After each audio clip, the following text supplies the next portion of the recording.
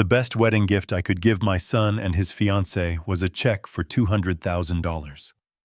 Or so I thought. But when my future daughter-in-law stood up in the middle of a five-star restaurant and told me the only thing she actually wanted from me was for me to die and leave the inheritance early, I realized I had been making a mistake. I didn't scream. I didn't flip the table. I simply smiled, finished my wine, and went home to cancel every single credit card venue reservation and check I had written. They wanted a wedding to remember. I gave them a day they will never forget. Before I tell you exactly how I dismantled their perfect life in less than 24 hours, please take a moment to hit that subscribe button.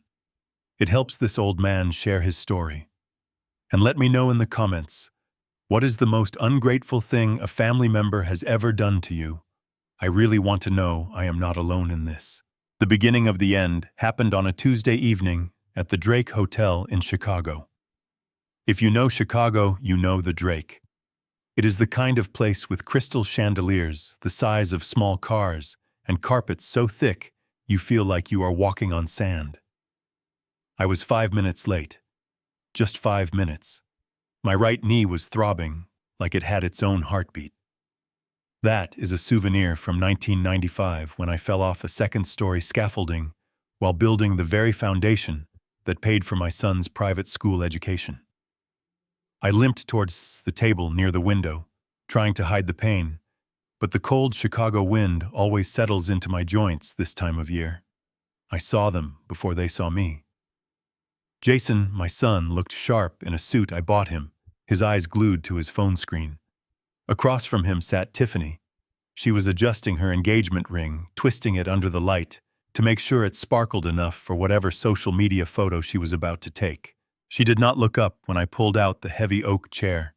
She just tapped her fingernail against the face of her watch. "You are late, Rick," she said. She never called me Dad. Never called me Mr. Sterling. Just Rick. Like I was an employee who had clocked in past his shift. I apologized. I told her the traffic on Lakeshore Drive was backed up and my leg was acting up again. I expected a nod. Maybe a small smile.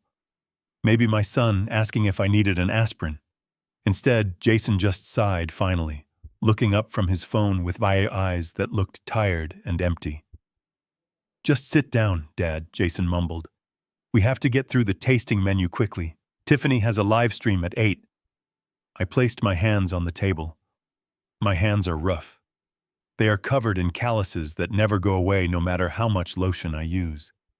They are hands that have poured concrete framed walls and wired electrical panels for 40 years. Against the crisp white tablecloth of the Drake, they looked like foreign objects. I saw Tiffany glance at my knuckles, then curl her lip just slightly, as if my manual labor was contagious. The waiter arrived, a young man with better manners than my own family, placing a bowl of soup in front of each of us. It was brown creamy and had a smell I couldn't quite place. I took a spoonful. It tasted earthy, almost like soil, but rich. "It is a bit strong, isn't it?" I said, trying to make conversation. "Tastes a bit like those wild mushrooms I used to pick up in Wisconsin, maybe a little too much salt, though." The silence that followed was so loud I could hear the ice melting in my water glass. Tiffany dropped her spoon into her bowl with a clatter. She closed her eyes, took a deep breath, and looked at me with an expression of pure exhaustion. "Oh my God," she said, her voice loud enough that the couple at the next table turned to look. "You are embarrassing me. This is not wild mushroom soup from some backwoods cabin, Rick. This is porcini and white truffle reduction." "Truffles. Do you even know what that is? Please stop acting so blue-collar. It is a tasting menu, not a buffet at the gas station." I felt the heat rise up my neck. It was not anger yet. It was shame. Deep, burning shame. I looked at Jason. My boy. The boy I used to carry on my shoulders when he was too tired to walk. The boy who sat at our kitchen table while I ate bread and gravy so he could have the only piece of steak we could afford that week. I waited for him to say something. Anything. I waited for him to say, "Tiffany, watch your tone," that is my father." Jason took a sip of his wine and looked out the window. "Babe is right, Dad," Jason said softly, refusing to meet my eyes. "You do not have to critique everything. Just eat it. It is expensive."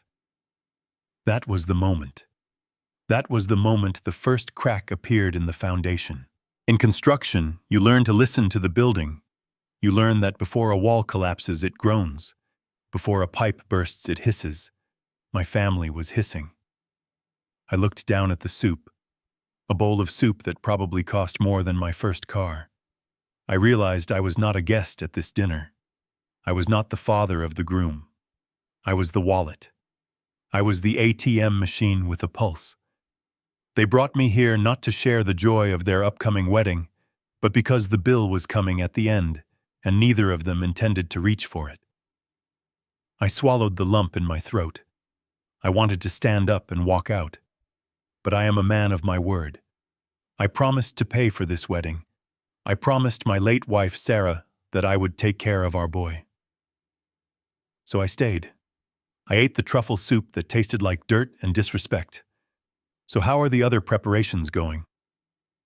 I asked, keeping my voice steady.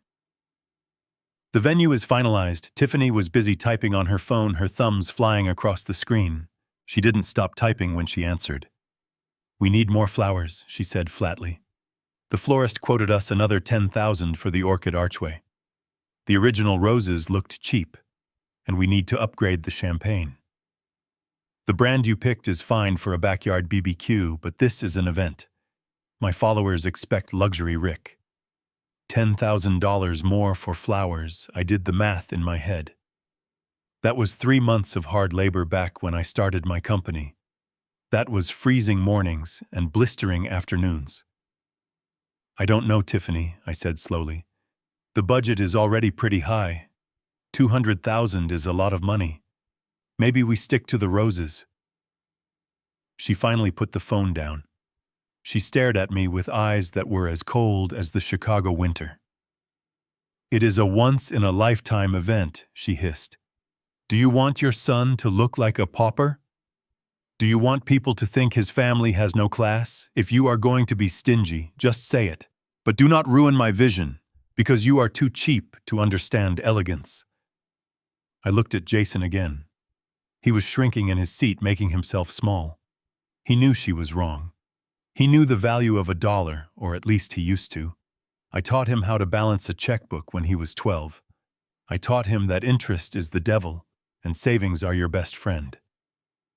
But now sitting in this velvet chair, he looked like a stranger. "It is just flowers," Dad Jason muttered. "We can make it work. Just sign the check. It will make her happy. Make her happy." That was the mantra. Keep the beast fed. The waiter returned to clear the plates. Tiffany waved her hand at him, dismissing him without a thank you, then turned her laser focus back to me. "Look," she said, leaning forward. "Eat fast. Hurry up with the main course. We have a meeting with the lighting designer in 45 minutes, and we cannot be late. You do not need to come to that. You would just complain about the electricity bill anyway. You do not understand art. Just finish up, pay the check, and go home to your recliner. We have real work to do." I sat there stunned. The disrespect was so casual, so practiced. It wasn't an outburst. It was their normal. They had become so comfortable with my generosity that they treated it like an entitlement. I was not a person to them anymore. I was a resource to be mined until it was empty. I looked down at my hands again. The hands that built skyscrapers. The hands that held my wife when she took her last breath. These hands were trembling just a little. Not from age, from rage. "Okay," I said quietly. I did not argue. I did not fight. I ate the rest of the meal in silence. But as I chewed that overpriced veal, I made a decision. I watched them ignore me for the rest of the night, talking only to each other about guest lists and photo angles. They thought I was just a quiet, submissive old man. They thought they had won. But they forgot one thing. I was a contractor. I know how to build things up, but I also know exactly how to tear them down. And if the foundation is rotten, you don't patch it. You demolish it. As I signed the check for $600 for a lunch I barely tasted, I looked at Jason one last time. He was smiling at his phone, probably reading a text from a friend. He didn't say thank you. Neither of them did. "See you later," Tiffany said, as she stood up, grabbing her designer bag. "Don't forget to transfer the flower money by tomorrow morning." I watched them walk out of the restaurant arm in arm, looking like the perfect golden couple. They had no idea that the man they just left behind at the table was about to become their worst nightmare. They thought the wedding was in 3 weeks. But the real show was about to start much sooner than that. And unlike this dinner, they were not going to enjoy the taste of what I was about to serve them. It took exactly 48 hours for them to come back for more. I was sitting in my living room, the one with the leather armchair that has shaped itself to my back over the last 20 years, reading the morning paper. The house was quiet. It is always quiet now. The silence used to bother me after my wife passed, but lately I have come to appreciate it. It is honest. It does not ask for anything. When I heard the key turn in the lock, I did not get up. I knew who it was. Only 2 people have a key to this house, and one of them was me. The door opened and Jason walked in. He did not call out hello. He did not ask if I had eaten breakfast or how my leg was feeling after the rain last night. He just walked straight into the living room, pacing back and forth on the Persian rug, like a man waiting for a jury verdict. He looked terrible, or at least he was trying to look terrible. His tie was loosened. His hair was a little messy, and he had that tight, pinched look around his eyes that he always gets when he is about to lie to me. I folded my newspaper slowly, deliberately, and placed it on the side table. I wanted him to speak first. In negotiation, the first person to speak loses leverage. I learned that bidding on million-dollar high-rises, and apparently I was using it on my own son. "Hey, Dad," he finally said, his voice cracking just a little. "I am sorry to barge in like this. I have not been sleeping." I gestured to the sofa. He sat down on the edge of the cushion, his knees bouncing nervously. He looked around the room, avoiding my eyes. He looked at the fireplace, the old clock on the wall, the dust motes dancing in the sunlight. Anywhere but at me. "What is it, Jason?" I asked. My voice was calm. Too calm. He took a deep breath like a diver preparing to jump into freezing water. "It is about the wedding," he started, wringing his hands together. "We have a problem. A big problem. But also an opportunity. A huge opportunity." I waited. I let the silence stretch out until it became uncomfortable. "Tiffany and I were up all night," he continued, talking faster now. "We got a call from her publicist. Apparently Vogue Weddings is interested in covering our ceremony. Do you know what that means, Dad? It means national exposure. It means my name and your name in the biggest fashion magazine in the world." I looked at him blankly. I built shopping malls and hospitals. I poured the foundations for half the skyline of this city. My name is stamped on brass plaques in lobbies of buildings that will stand for 100 years. I did not need my name in a magazine next to an advertisement for perfume. "That sounds nice, Jason," I said. "So what is the problem?" "The problem is the standards," he said, finally looking at me. "To make the feature, we need to upgrade the production value. The lighting needs to be cinematic. We need a different photographer, one who has shot for the cover before. And we need to hire a social media team to handle the live feed." He paused, licking his dry lips. How much, I asked. I did not beat around the bush. He swallowed hard. 60,000. I didn't blink. $60,000. That was more than the down payment on my first house. That was a college education. That was 3 years of salary for a hard-working man. And he was asking for it to take pictures. 60,000 on top of the 200,000 I already gave you, I asked. keeping my face like stone. It is an investment. Dad, he pleaded, leaning forward. His eyes were wide, desperate. You have to understand. I am up for that promotion at the firm next quarter. If my boss sees this wedding in Vogue, if he sees the class, the style, the connections, it seals the deal. This isn't just a party. It is networking. It is my future. It is the future of your grandchildren. There it was. The magic word, grandchildren. He knew exactly where to stick the knife. He knew that all I wanted in this world was to bounce a baby on my knee again. He was using children who did not even exist yet as collateral for a loan he had no intention of repaying. I looked at him, really looked at him. I saw the sweat on his forehead. I saw the desperation.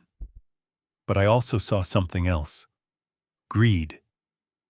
It was a hunger that had nothing to do with his career, and everything to do with satisfying the woman who was pulling his strings. Tiffany did not care about his promotion. Tiffany wanted to be a celebrity, and my son was just the production assistant running around trying to fund her movie. I stood up. My knees popped. I walked over to the heavy oak desk in the corner of the room. I opened the drawer and pulled out my checkbook. It was a long rectangular book, the old-fashioned kind. I could feel Jason's eyes on my back.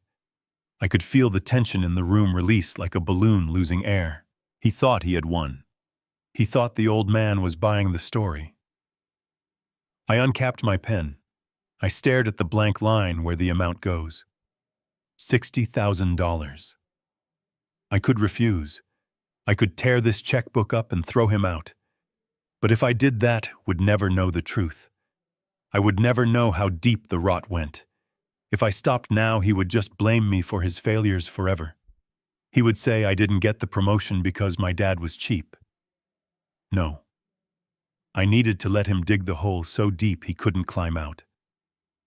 I wrote the date. I wrote his name. Jason Sterling. I wrote out the amount in letters, my handwriting looping and jagged. 60,000 and 0 hundredths. Then I moved to the signature line. This was the test. In the construction business, you learn to protect yourself. When I signed contracts that I wasn't sure about, or when I suspected a supplier was trying to cheat me, I had a failsafe.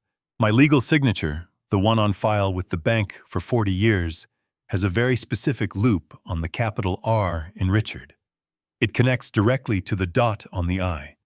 It is subtle, but the bank's verification software is trained to flag anything that doesn't match it for amounts over $10,000. If the signature is off, the bank is supposed to call me immediately for verbal confirmation. I signed the check, but this time I didn't connect the loop.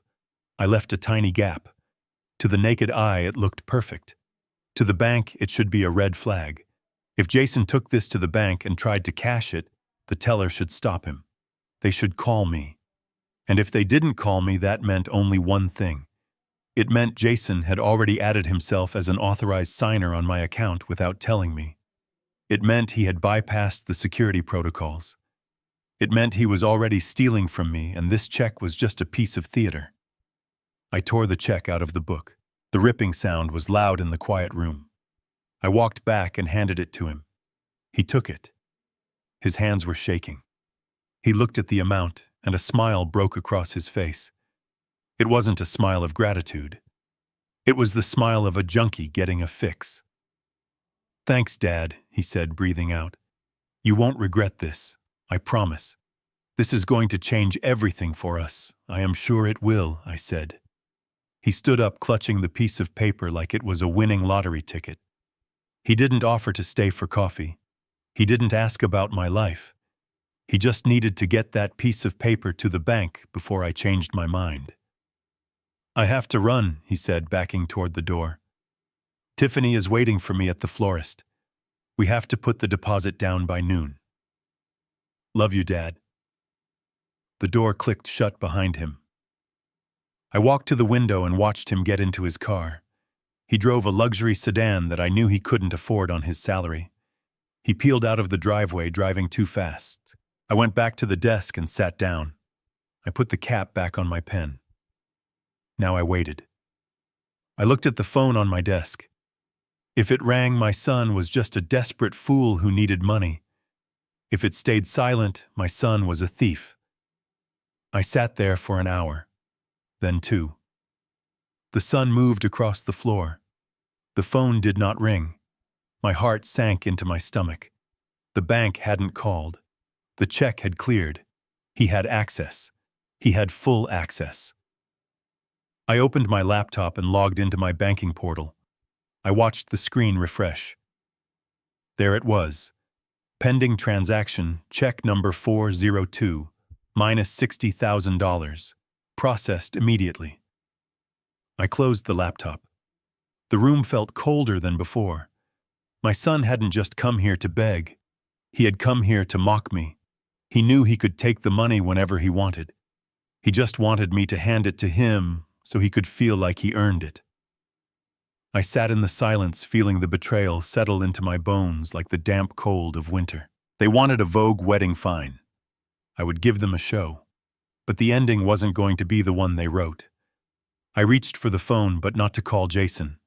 I dialed a number I hadn't called in years. "Leonard," I said when the voice answered. "It's Rick. I need you to clear your schedule. We have work to do." The silence in my house that afternoon was heavier than any concrete slab I have ever lifted. I sat by the phone for 3 hours, staring at it, willing it to ring. I wanted the bank teller to call me. I wanted her to say, "Mr. Sterling, we have a check here with a signature that does not match your records." I wanted to be angry at my son for being sloppy. But the phone never rang.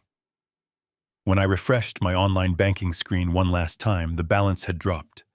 The $60,000 was gone. It had cleared without a single flag.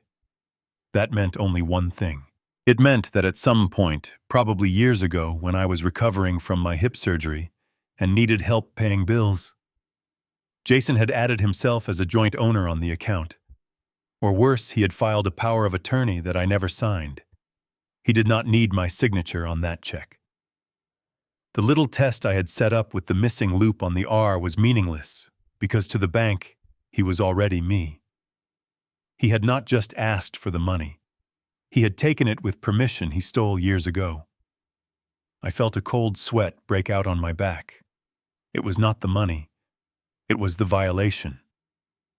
My son, my own flesh and blood, had been sitting on a golden ticket for years, waiting for the right moment to cash it in. And Tiffany probably knew. She probably coached him on exactly when to pull the trigger. I could not stay in the house. The walls felt like they were closing in on me. I needed air. I grabbed my keys and walked out to my truck. It is an old Ford F-150, dented and scratched, with the smell of sawdust and diesel permanently embedded in the seats.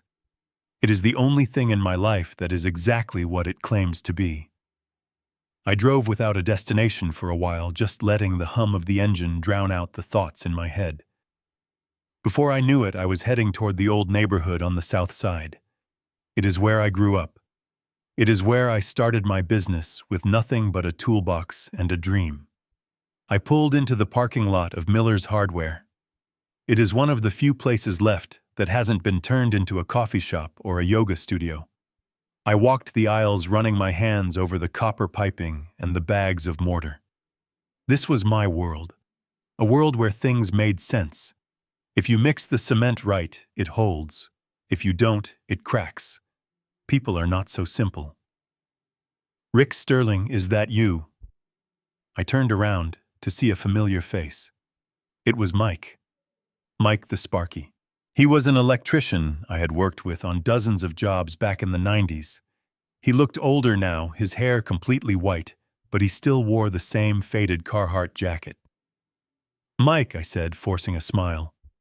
"Good to see you.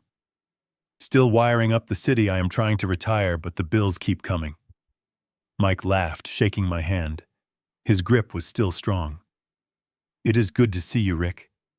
You look good. A little tired maybe, but good." We made small talk for a few minutes. We talked about the weather, about the price of copper, about how the new generation of tradesmen doesn't know how to bend a conduit properly. It felt good to talk to someone real. It felt good to pretend just for a moment that my biggest problem was a supply chain shortage. But then Mike tilted his head and looked at me curiously. "Say, Rick, speaking of jobs, I drove past that property you bought for your kid up in Oak Brook the other day. The big colonial on the corner?" My heart skipped a beat. Oak Brook, the house I bought for Jason and Tiffany 3 years ago. The house they said was their dream home. The house where they were supposedly living, happily hosting dinner parties and planning their future. "Yeah," I said, trying to keep my voice steady. "What about it?" "Well, I was just surprised to see the level of work going on there," Mike said, scratching his chin. "I mean, I know you like to renovate, but tearing down the entire perimeter wall and ripping out the landscaping seemed a bit extreme. And I saw 3 roll-off dumpsters in the driveway full of drywall." "Are you gutting the whole thing?" I froze. My mind was racing. Dumpsters. Tearing down walls. Jason had told me just last week that they had finally finished painting the nursery. He sent me a picture of it. He said they were settled in. He said they loved the garden. I forced a laugh. It sounded hollow in my own ears. "You know how it is, Mike," I lied. "The kids wanted an open concept. You give them a house and they want to knock down every wall. It never ends." Mike nodded, but he looked at me with a strange expression. "Right," he said. "Well, good luck with it." Although I gotta say it looked like the work had stopped when I went by.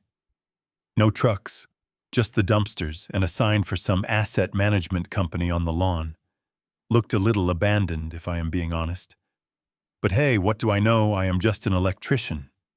He clapped me on the shoulder and walked away down the aisle toward the circuit breakers. I stood there next to the display of hammers, feeling like I had just been hit by one. An asset management sign, "Dumpsters abandoned." Jason had told me they were living there. He told me the house was perfect. Every time I asked to visit, there was always an excuse. They were painting. They had the flu. They were out of town. Tiffany was redecorating and didn't want anyone to see it until it was done. I had believed them. I had believed them because I wanted to believe them. I walked out of the hardware store and climbed back into my truck. My hands were shaking so bad I could barely get the key in the ignition. I did not go home. I turned the truck toward the highway, toward Oak Brook. It was a 40-minute drive. 40 minutes to think about every lie my son had told me in the last 3 years. I remembered the day I gave them the keys. It was a beautiful house. 4 bedrooms, a big yard, a safe neighborhood.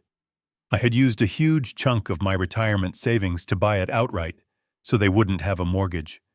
All I asked was that they pay the property taxes and the utilities. I wanted them to have the start in life that I never had. I remembered Jason hugging me, tears in his eyes. He said, "Dad, we will take care of it. We will make it a home." I merged onto the interstate, pressing down on the gas pedal. The truck roared, matching the anger building in my chest. If Mike was right, if the house was being gutted, where were they living?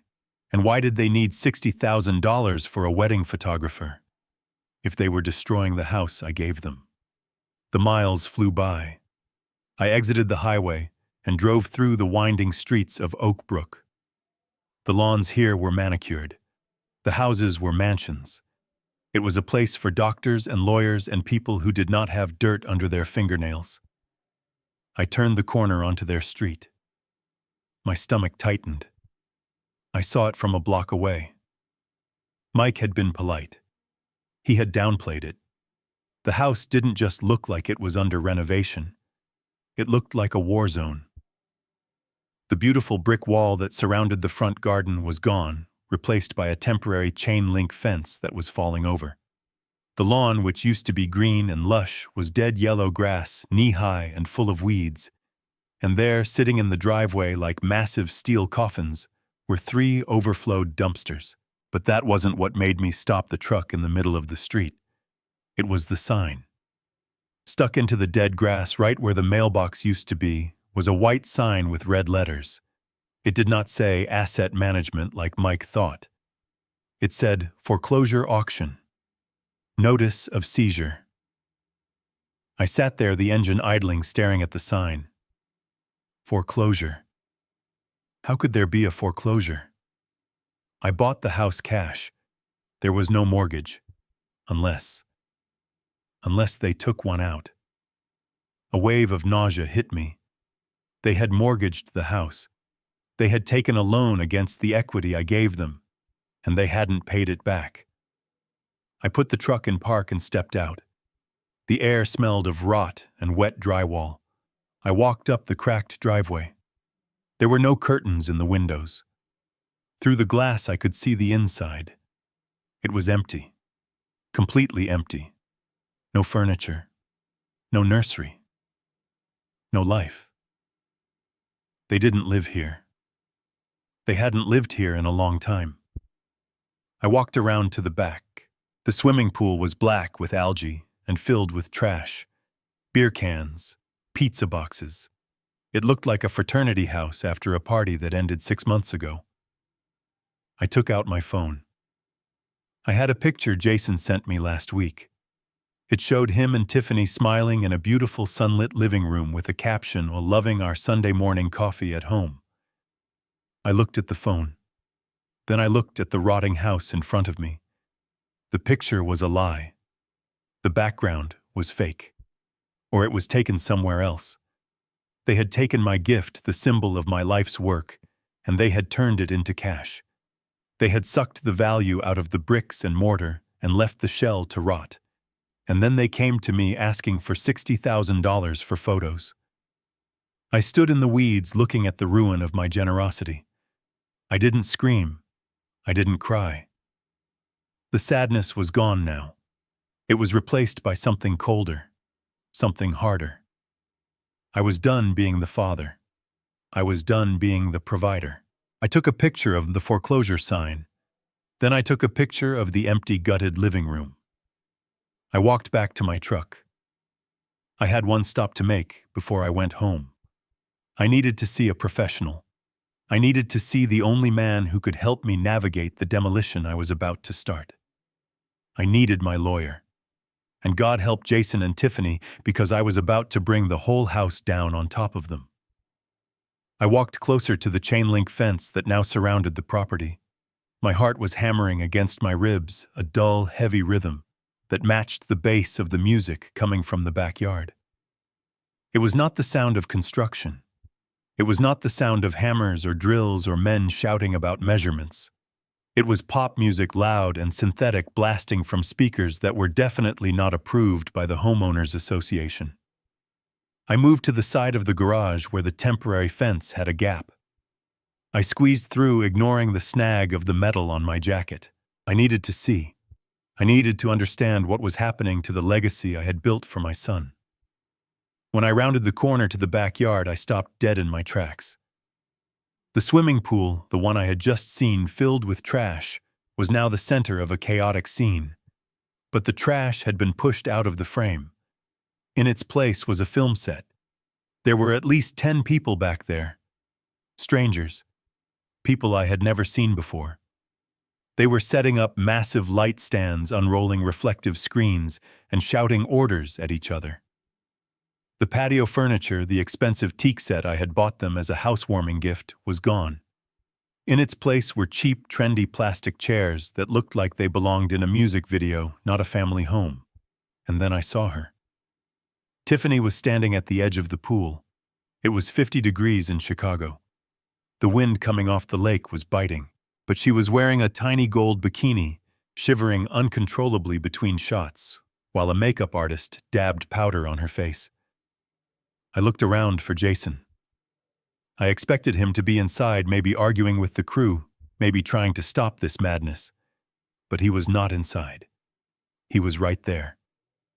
My son, a 32-year-old man with a college degree, a man who managed a team at a logistics firm, was standing knee-deep in the freezing water of the pool.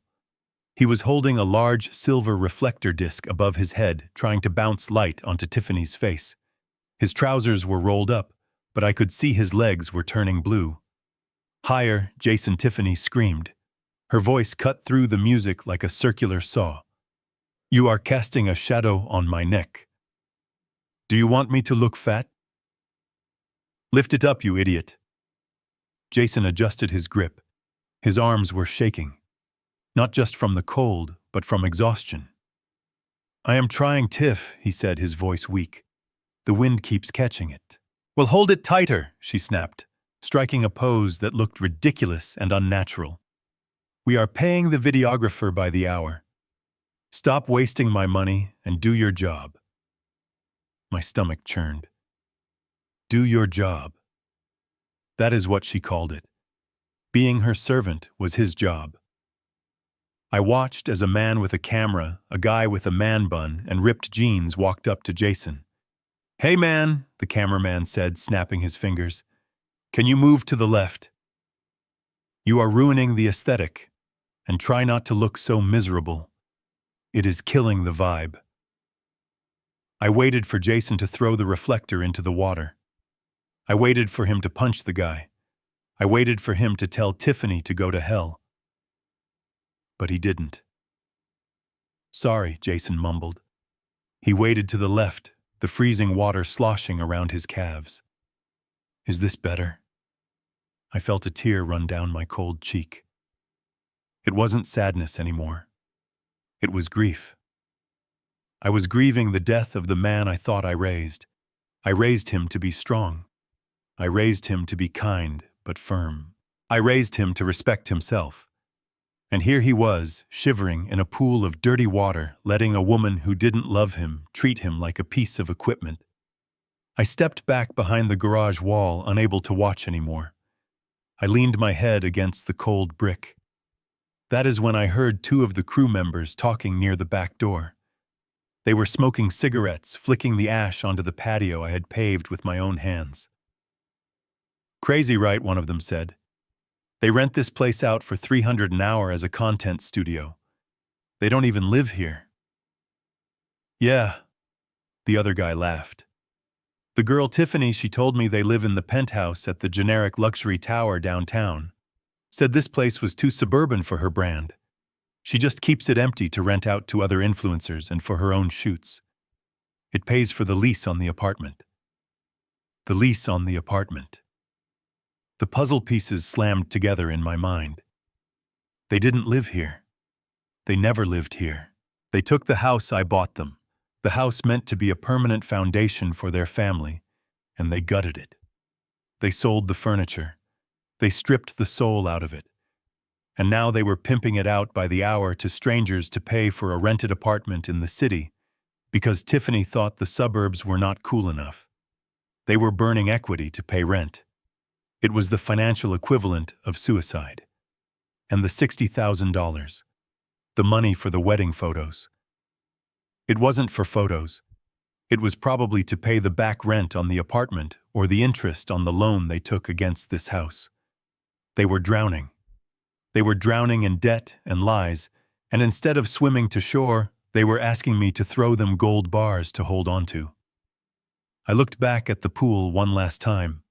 Tiffany was laughing now, a fake plastic laugh for the camera. She draped her arm around a bottle of expensive vodka, pretending to have the time of her life. Jason was still standing in the water, his head down, holding the light. He was not a partner. He was not a husband. He was a prop. He was an accessory she used when she needed someone to blame or someone to hold her things. I realized then that if I gave them more money, I wasn't helping my son. I was financing his slavery. I was paying for the chains that kept him bound to this woman. I turned around and walked back to my truck. I walked quietly. I didn't want them to know I was there. Not yet. I sat in the driver's seat, my hands gripping the steering wheel so hard my knuckles turned white. I looked at the picture I had taken of the foreclosure sign. Notice of seizure. The bank was taking the house. And you know what good? Let them take it. Because it wasn't a home. It was just a studio. It was a lie made of brick and wood. but I wasn't going to let them take everything. I started the engine.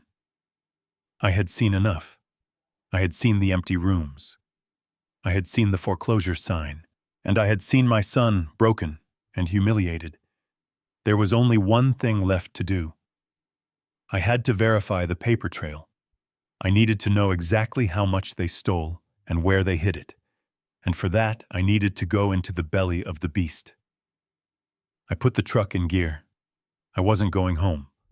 I was going to the office of the county recorder of deeds, and then I was going to pay a visit to my bank. Not to withdraw money, but to close the gates. As I drove away, I saw Jason climbing out of the pool in the rearview mirror. He stumbled, almost falling. Tiffany didn't even look at him. She was busy checking the photos on the camera screen. "Hold on, son," I whispered to the empty cab of my truck. "The rescue team is coming. But it is going to hurt like hell before it gets better." I drove straight to downtown Chicago. I did not go home to change. I did not stop for coffee. I drove with the kind of focus I used to have when I was navigating a crane through a narrow city block. My destination was the law offices of Vance and Associates. Leonard Vance has been my lawyer for 30 years, and my friend for longer than that. We played high school football together. We buried our wives within 2 years of each other. He is the only man in this city who knows where all my skeletons are buried, mostly because he helped me dig the holes. When I walked into his office, the receptionist did not ask for my name.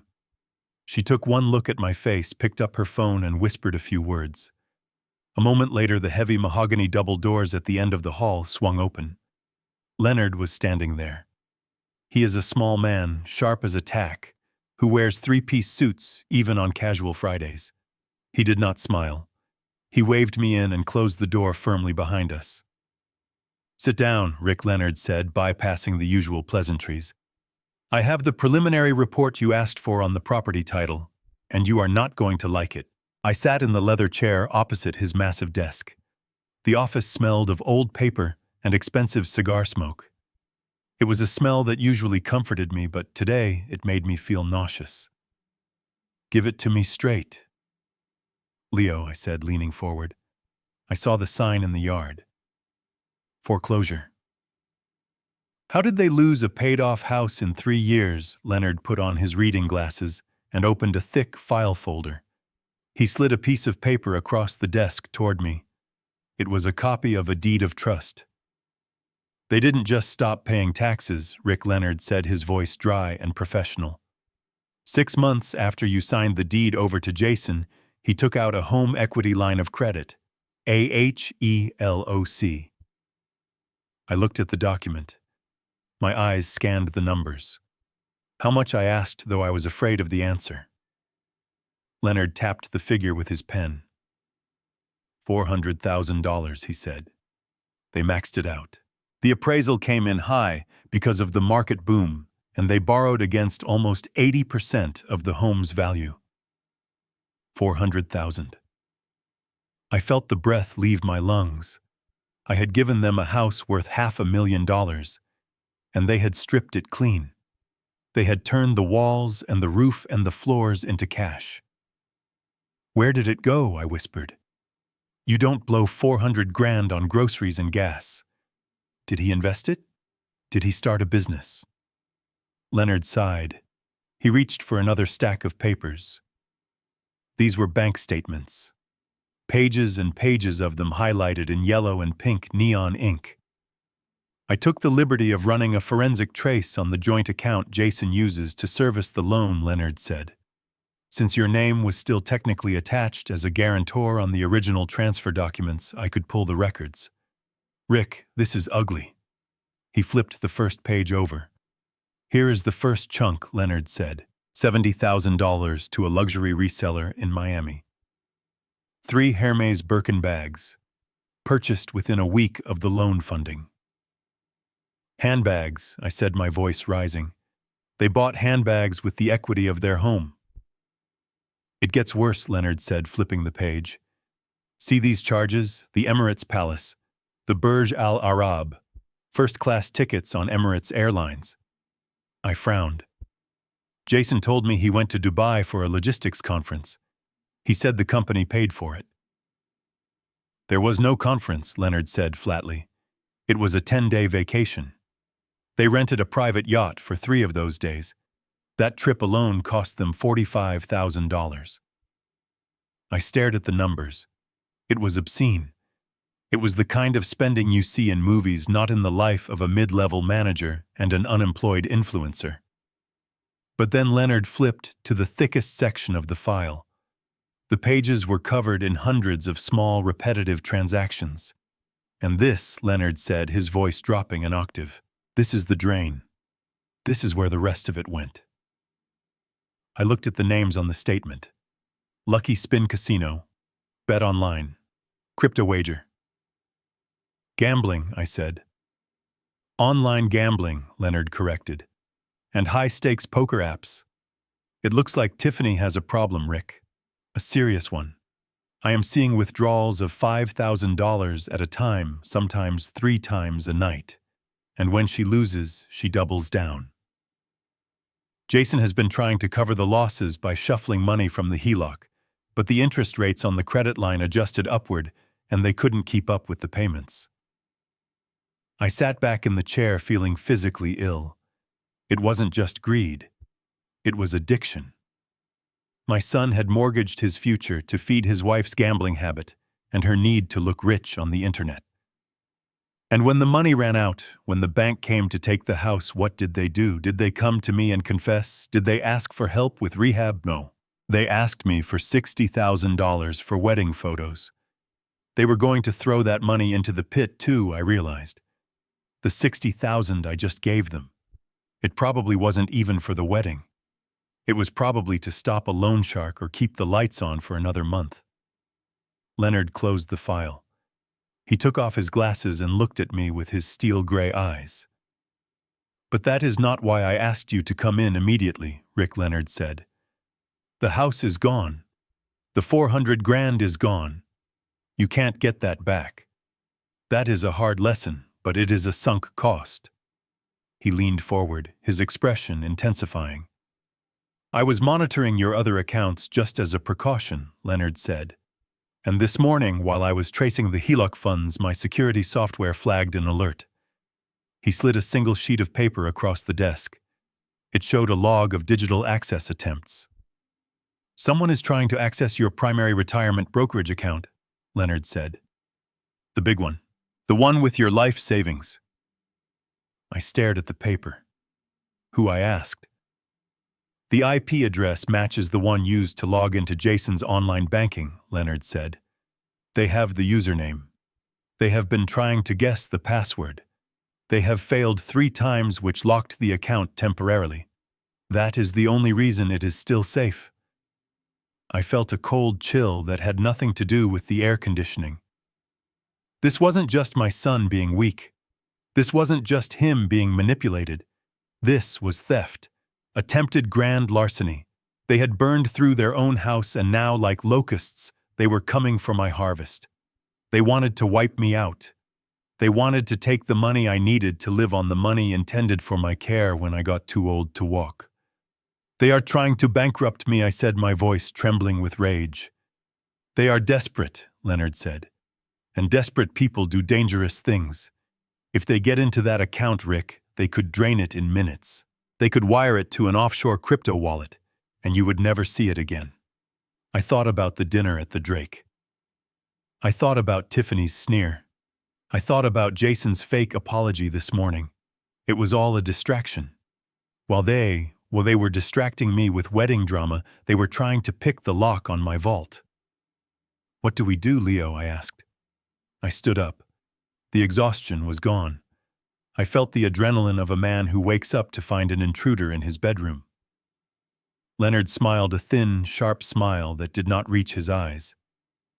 We go on the offensive, he said. First, we freeze everything. I mean everything. We put a lock on your credit so tight, not even a fly could get a loan in your name. We change every password to a 20-character alphanumeric code that I will keep in my safe. He opened a drawer and pulled out a fresh legal pad. And then Leonard said, uncapping his expensive fountain pen, We prepare the trap. They want a wedding. We let them think they are getting a wedding. We let them think the money is still flowing. Because if they know you are onto them, they might run or they might try something even more desperate. We need to catch them in the act, Rick. We need to let them walk right off the cliff they built for themselves. I looked at my friend. I nodded. Do it, I said. Protect the retirement fund. But leave the checking account open for now. I want them to see the money. I want them to reach for it. Leonard began writing furiously. One more thing, Rick, he said without looking up. You need to verify that IP address yourself, just to be absolutely sure. You need to catch them with their hand in the cookie jar. I know how to do that, I said. I remembered the iPad, the one I left at their apartment, the one with the listening software. I am going to get you the evidence, Leo, I said, walking toward the door. You just get the paperwork ready. I want to make sure that when this house of cards falls, it falls on them, not me. I walked out of the office. The sun was setting over Chicago, casting long shadows across the street. The city looked beautiful, but beneath the surface it was made of concrete and steel. Hard things. Unforgiving things. I buttoned my coat. I had been a soft father for too long. It was time to become hard again. It was time to protect what was mine. The next evening, I put on the best performance of my life. I have never been an actor. I am a man who deals in concrete and steel materials that do not know how to lie. But to catch a liar, you have to become one at least for a few hours. I invited them over for dinner. I told them I was making my famous meatloaf. It was a test. I knew Tiffany hated my cooking. She called it peasant food. If they showed up, it meant they were still hungry for my money, because they certainly weren't hungry for my beef and potatoes. I spent the afternoon setting the stage. I didn't clean up the kitchen. I left a few cabinet doors open. I put my keys in the refrigerator. I wanted the house to look like the mind of a man who was losing his grip. When the doorbell rang, I shuffled to answer it. I didn't limp because of my knee this time. I limped because I wanted to look frail. Jason and Tiffany stood on the porch. Tiffany was wearing a coat that cost more than my first truck, and she looked at my modest front door with the same disgust she had shown at the restaurant. "Hi, Dad," Jason said, stepping inside. He smelled of expensive cologne likely bought with the money from the home equity loan. I blinked at him, holding the door open a beat too long. "Jerry," I said. "Is that you?" Jason frowned. He exchanged a quick look with Tiffany. "It is Jason, Dad." "Your son, right, Jason," I said, tapping my forehead with a shaky hand. "Sorry, my memory. It is like a sieve these days." Come in. I think I put the roast in the oven. Or maybe it was the microwave." I led them into the kitchen. I watched them from the corner of my eye. Tiffany smirked. It was a cruel, satisfied little smile. She nudged Jason and whispered something I couldn't hear, but I could guess what it was. She was thinking that the doctor's note for the competency hearing would be easy to get. She was thinking the old man was finally cracking. Dinner was excruciating. Tiffany pushed the meatloaf around her plate like it was toxic waste.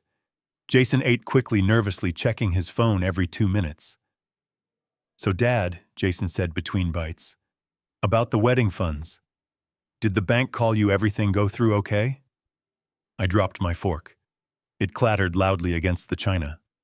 "The bank," I muttered, looking confused. "Did I go to the bank? I don't remember going to the bank. I lost my checkbook yesterday. Or maybe it was Tuesday. I spent 3 hours looking for it in the garage." I saw Jason's shoulders relax. He thought I was so far gone I didn't even remember writing the check. "Don't worry about it, Dad," he said, his voice dripping with fake sympathy. "I handled it for you. You gave it to me yesterday." "Did I?" I asked, staring blankly at the wall. "Well, that is good. I trust you, Jerry.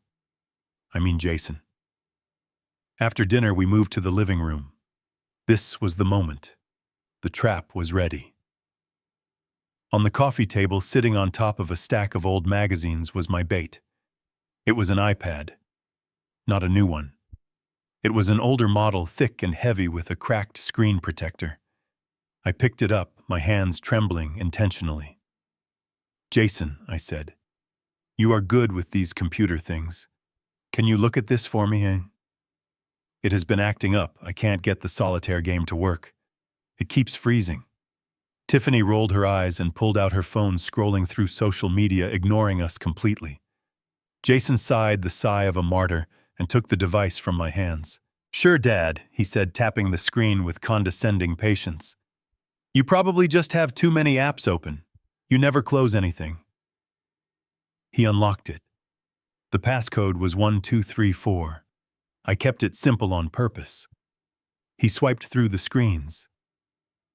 "See," Jason said, "you have 50 tabs open in the browser, and you haven't updated the software in 2 years. He didn't know that the night before I had spent 4 hours with a tech specialist Leonard recommended. We had installed a very specific piece of software deep in the operating system. It was a parental control app designed to monitor children, but modified to run completely in the background. It recorded audio-tracked location and mirrored everything to a cloud server. But to keep it active, I needed it to connect to a new network. I needed it to connect to their network. "Can you fix it?" I asked, leaning in close. "I just want to play my card game." Yeah, Jason said. "I am just closing some background processes. It should run faster now." He handed it back to me. He didn't look at the settings. He didn't check for hidden apps. He was too arrogant. He thought he was the smartest person in the room. "Thanks, son," I said. I set the iPad down on the table right next to Tiffany's open handbag. It was a massive tote bag big enough to carry a small dog. The evening wound down. I could tell they were desperate to leave. There was no alcohol here, and the air conditioning was set too warm for Tiffany's liking. "Well, we should get going," Tiffany announced, standing up abruptly. "We have an early morning. The florist is coming at 8. "Right," I said, struggling to stand up from my chair. "Let me walk you out." This was the only part of the plan that required physical dexterity. I had to be smooth. I walked them to the door. As Tiffany turned to put on her coat, she left her bag on the hallway table. "Just for a second." "Jason," I said, pointing to the kitchen, "did you leave your keys on the counter? I think I saw them there." Jason turned back toward the kitchen. Tiffany turned to look at him. In that split second of distraction, I reached into my pocket. I didn't grab the iPad from the table. I had switched them. The iPad on the table was a decoy. The one in my pocket was the one with the active software. I slid the device into the open mouth of Tiffany's bag. It slid between a makeup pouch and a wallet. It was silent. "No, Dad." "I have them right here," Jason called out, patting his pocket. "My mistake," I said. "My mind is playing tricks on me again." Tiffany swung the bag onto her shoulder. She didn't notice the extra weight. It was a heavy bag to begin with, filled with the clutter of her vanity. "Goodbye, Rick," she said. "Try to get some rest. You look terrible." "Goodbye," I said. "Drive safe." I watched them get into the car. I watched the taillights fade down the street. I locked the door. I threw the deadbolt, and then I stood there in the hallway, the silence of the house wrapping around me again. But this time I wasn't acting. I stood up straight. The limp vanished. The confused look in my eyes disappeared, replaced by the cold, hard stare of a predator who has just set a snare. I walked into my study. I didn't turn on the overhead light. I just turned on my desktop computer. The screen glowed blue in the darkness. I logged into the secure server Leonard had set up. I typed in the username and the complex password. The dashboard loaded. A map appeared on the screen. A small green dot was moving down the highway. Target online, the screen read. Audio stream active. I put on my noise-canceling headphones. They were big and comfortable, blocking out the hum of the refrigerator and the ticking of the clock. I adjusted the volume. At first, there was just the sound of road noise, the hum of tires on asphalt. Then I heard the click of a turn signal. And then I heard her voice, crystal clear, as if she was sitting right next to me. God, that house smells like old people and cabbage, Tiffany said. I thought I was going to vomit. Did you see him shaking? He could barely hold a fork. I leaned back in my chair, my eyes fixed on the green dot moving across the map. Yeah, Jason replied. He is getting worse fast. It is actually kind of sad. Sad, Tiffany laughed. It is perfect, Jason. It is absolutely perfect. It makes everything we are about to do so much easier. I reached for the record button on the screen and clicked it. The red light started blinking. I sat there in the dark, a 70-year-old man, listening to his son and his future daughter-in-law drive toward their doom. They thought they were driving home to their luxury apartment. They didn't know they were driving straight into a courtroom evidence file. I closed my eyes and listened. I was ready to hear the truth. I was ready to let it hurt me, because once the hurt was over, the only thing left would be justice. And justice, I decided, was going to be served cold.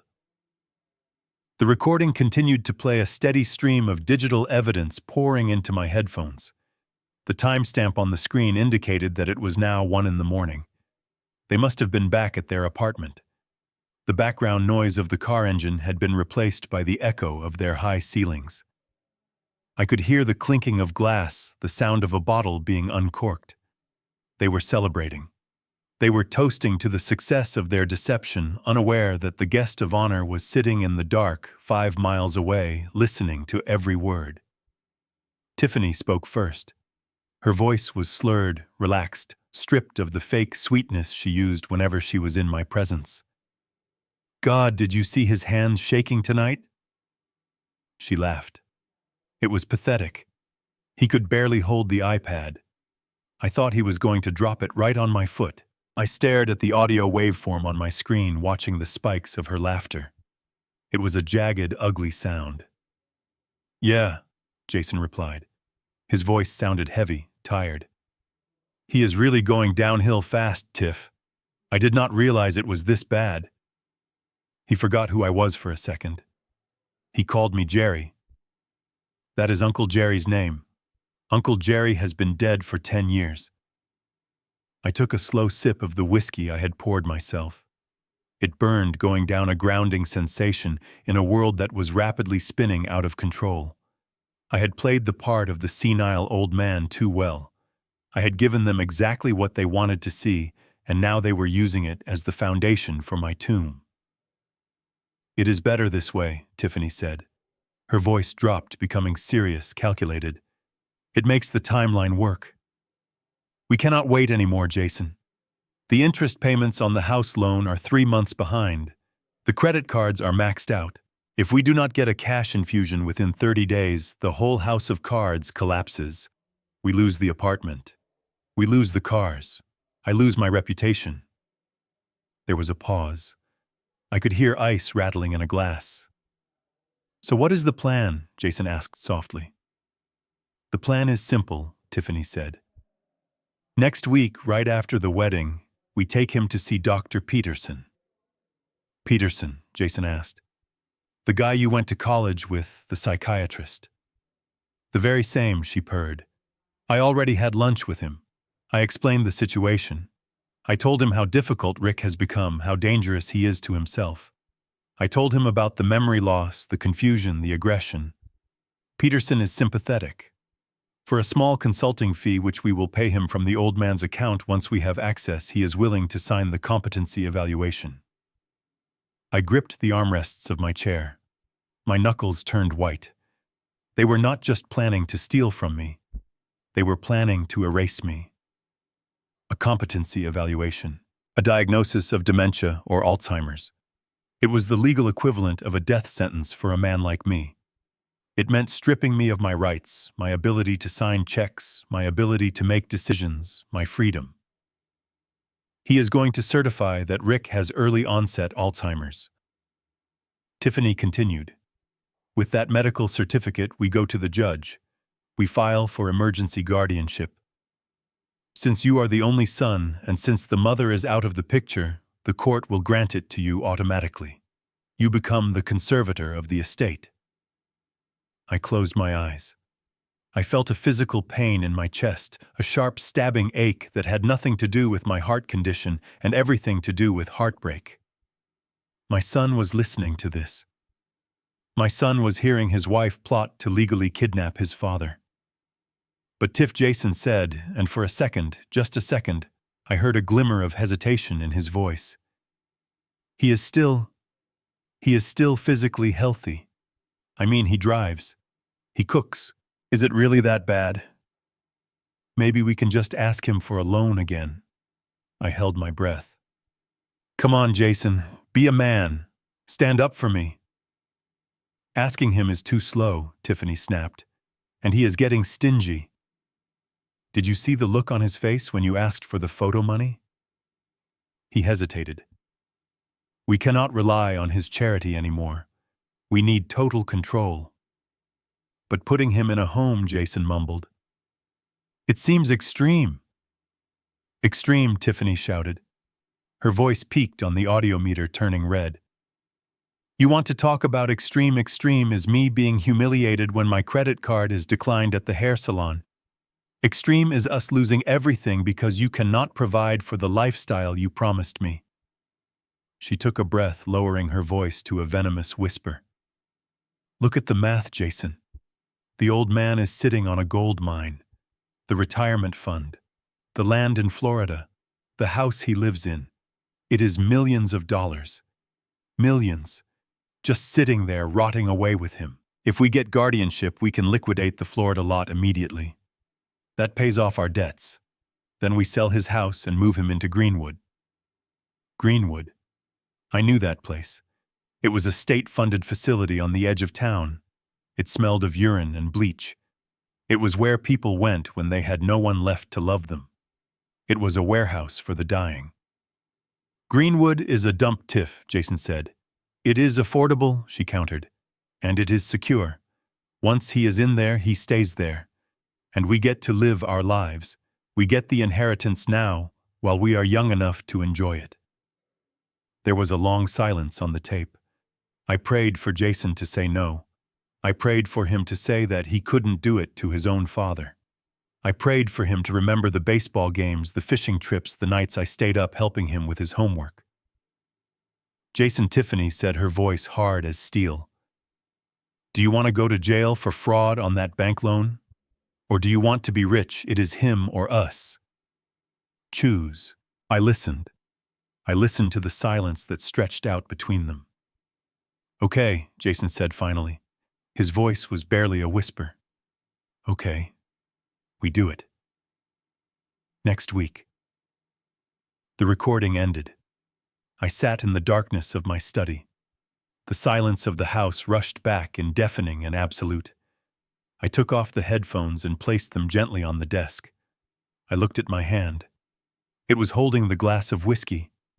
It was shaking violently. The amber liquid was sloshing against the sides, threatening to spill. I wasn't afraid.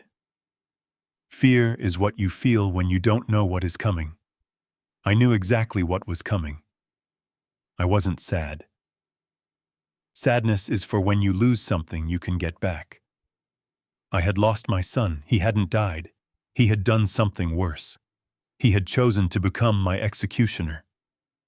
What I felt was a cold, white-hot rage. It started in my stomach and spread to my fingertips. It was the kind of anger that clears your mind, that sharpens your vision. They wanted to declare me incompetent. They wanted to say I couldn't manage my own affairs. I finished the whiskey in one swallow. I slammed the glass down on the desk. I would show them exactly how competent I was. I reached for my phone. It was 2 a.m. I didn't care. I dialed Leonard's personal cell number. He picked up on the second ring. Rick, he said, his voice groggy. Is everything okay? No. Leo, I said. My voice was steady. My hand stopped shaking. Everything is not okay. But it is about to be handled. What happened? He asked, fully awake now. I have it, I said. I have the audio. They are planning to file for guardianship next week. They have a doctor on the payroll. They are going to put me in Greenwood and sell everything. There was a silence on the other end of the line.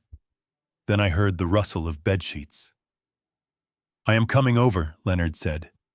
No, I said. Go to the office. Start drafting the trust documents. I want the house, the land, the stocks, everything moved. I want it irrevocable. I want it done by sunrise. Rick Leonard warned. If we move assets that fast, it might look suspicious to a judge if they file. Let them file, I said. I want them to file. I want them to walk into that courtroom thinking they are the hunters. I looked at the picture of Jason that sat on my desk. It was from his graduation. He looked so proud. I picked up the frame. I am not the victim here, Leo, I said. I am the trap. I dropped the picture frame into the trash can. The glass shattered.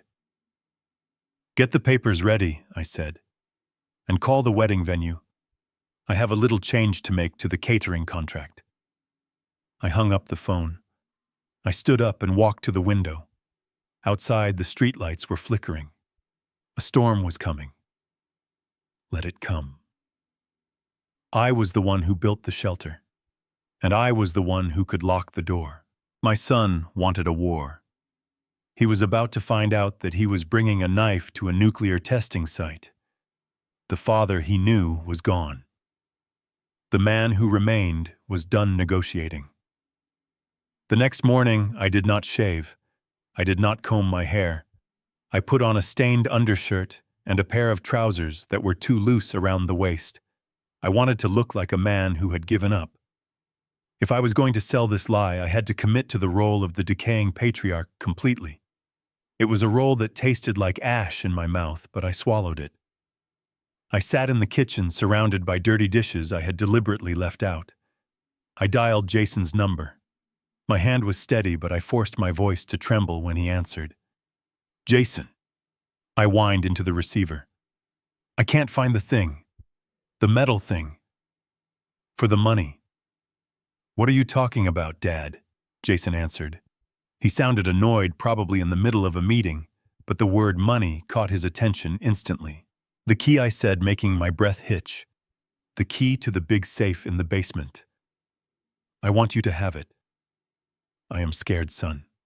I am scared I am going to lose it, like I lost your mother's necklace. Please come get it. I will be there in 20 minutes, he said. The annoyance was gone, replaced by a sharp, hungry urgency. I hung up the phone and waited.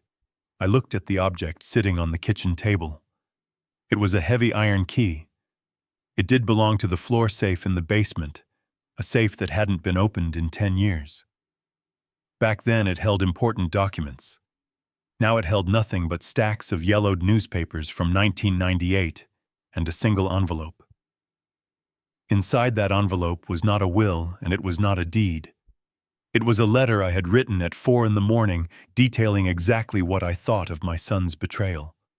But he wouldn't know that until he turned this key, and I was betting everything that his arrogance would keep him from opening it until he thought the victory was absolute. When Jason arrived, he didn't even knock. He burst through the back door, his eyes scanning the room until they landed on the key. He tried to compose himself, tried to put on the mask of the concerned son, but I could see the greed vibrating off him, like heat waves off a summer highway.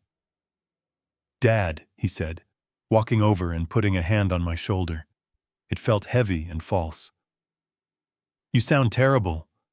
Are you okay? I am confused, Jason, I said, staring at my hands. I don't remember what day it is. I don't remember if I paid the bills. I want you to take over. I pushed the key across the table toward him. Everything is in the basement safe, I whispered. The bearer bonds. The deeds to the Florida land. The cash reserves.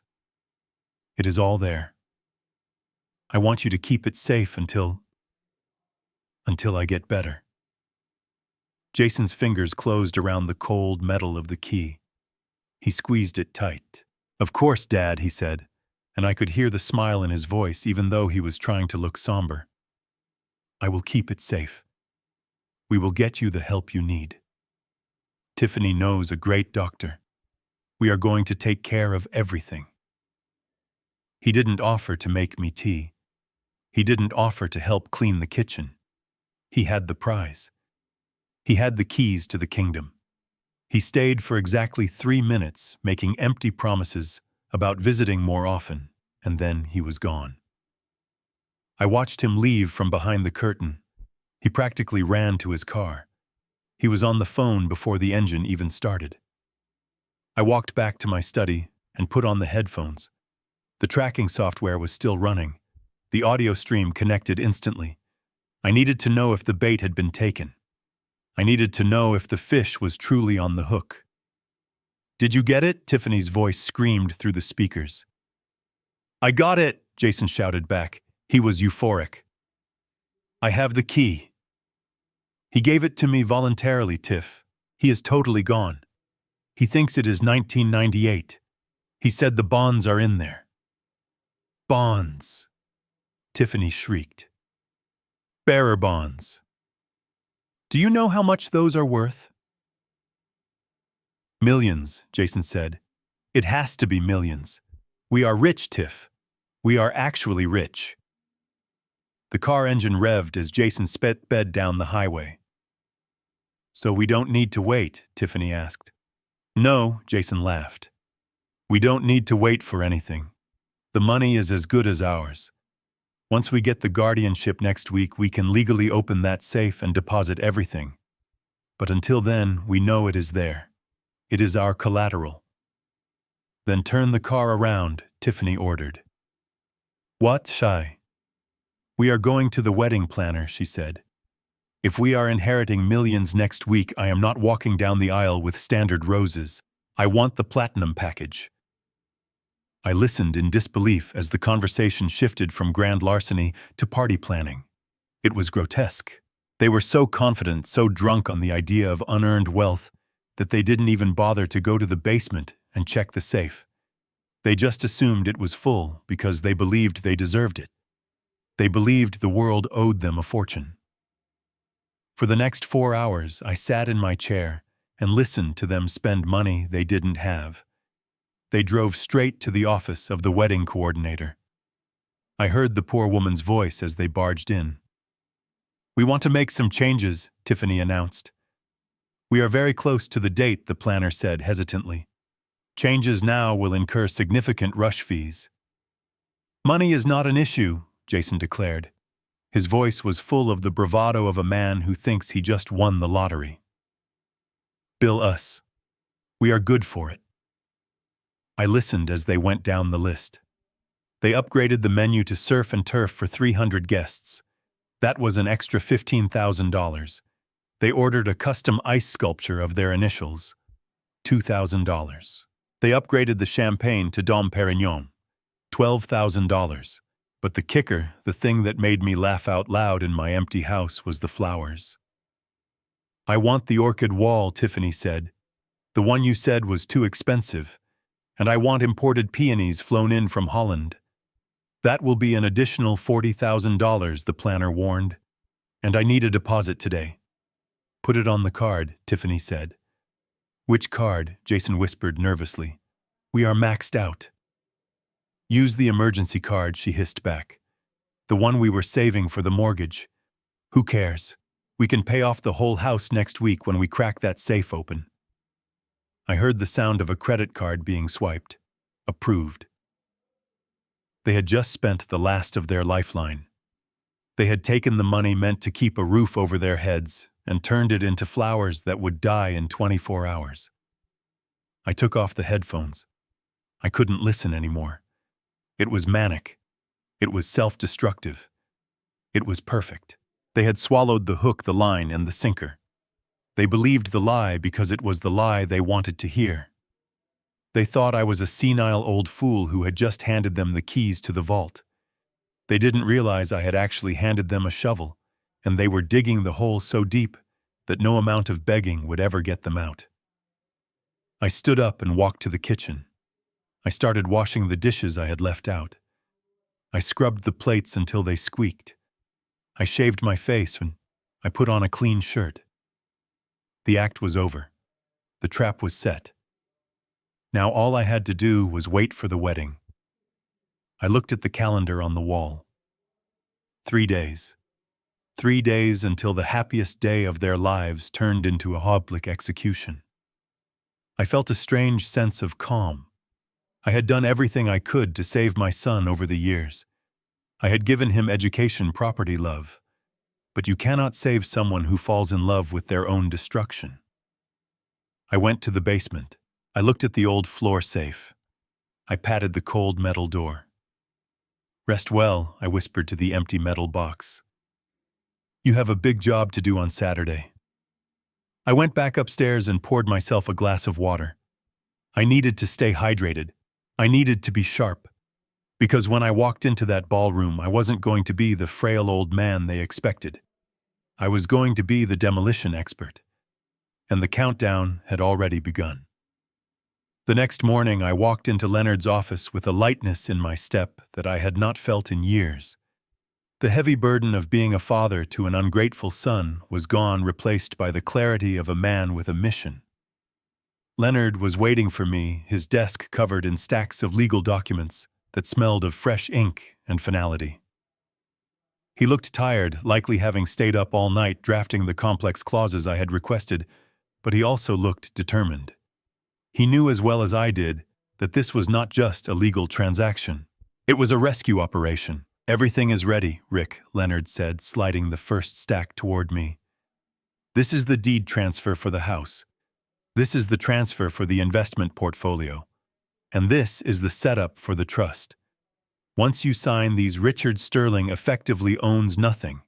You will be a pauper on paper. Your net worth will be zero. The trust owns it all." I picked up the pen. It was a heavy, expensive fountain pen that glided across the paper. I signed my name. Richard Sterling. I signed it again. And again. With every signature, I felt a chain breaking, and the beneficiary I asked, just to hear him say it. "The Veterans Housing Initiative," Leonard confirmed. "Upon the execution of this trust, which happens the moment the ink dries, all assets are irrevocably designated for the construction of affordable housing for disabled veterans. The trust pays you a modest living allowance for the rest of your life, enough to travel and eat well, but the capital is locked. It cannot be touched by you. It cannot be touched by creditors, and it certainly cannot be touched by a court-appointed guardian." I finished the last signature. Leonard picked up a heavy notary stamp and brought it down on the paper with a loud thud. It sounded like a gavel closing a trial. "It is done," Leonard said. "If they take you to Dr. Peterson next week, if they get that guardianship, they will find themselves guardians of an empty shell. There is nothing to steal." I stood up and shook his hand. "Thank you, Leo," I said. "Now I have one more asset to liquidate." I drove home and went into the garage. Under a canvas tarp sat my pride and joy, a 1967 Shelby GT 500. I had spent 10 years restoring it, searching for original parts in junkyards across 3 states. It was midnight blue with white racing stripes, and the engine roared like a lion. Jason used to ask me when he could drive it. I always told him, "When you appreciate the work that went into it." He never did. I had called a collector I knew that morning. He arrived 10 minutes after I got home, a trailer waiting in the driveway. He walked around the car, running his hand over the flawless paint. "You are really selling it, Rick?" he asked, looking at me with disbelief. "I thought you were going to be buried in this car." "I am traveling light from now on," I said. He handed me a cashier's check. $185,000. It was a fair price. I folded the check and put it in my wallet. This was my freedom money. This was the cash that would fuel my new life in the RV, fishing in the Keys and driving through the mountains. I watched him winch the car onto the trailer. It hurt, I will admit that. But it hurt less than watching my son destroy my life. The car was just metal. My dignity was worth more. With the check in my pocket and my assets safe, I had one final stop to make. The grand ballroom at the Palmer House Hilton. It was where the wedding was scheduled to take place in 48 hours. The wedding planner, a woman named Ms. Halloway, who looked like she hadn't slept in a week, was running around the office with a clipboard. When she saw me, she stopped and forced a smile. "Mr. Sterling," she said, sounding relieved, "I am so glad you are here. The couple just called in a massive order for exotic flowers and the ice sculpture. The total cost has jumped significantly." I was getting worried about the final payment. I smiled, the benevolent father. "That is actually why I am here, Ms. Halloway," I said, sitting down in the plush chair opposite her desk. "I want to make sure everything is in order. I know the kids have gone a bit overboard with the platinum upgrades." She nodded vigorously. "It is going to be spectacular," she said. "But the final balance is due 24 hours before the event. That is tomorrow." I reached into my jacket pocket and pulled out the original contract. "I have been looking over the paperwork," I said, "and I realized that with all these new additions, the liability structure is a bit outdated. Since Jason and Tiffany are making these specific requests for the flowers and the menu upgrades, my accountant advised me to update the billing addendum." I slid a piece of paper across the desk. I had typed it up myself using the same font as her contract. "What is this?" she asked, squinting at the text.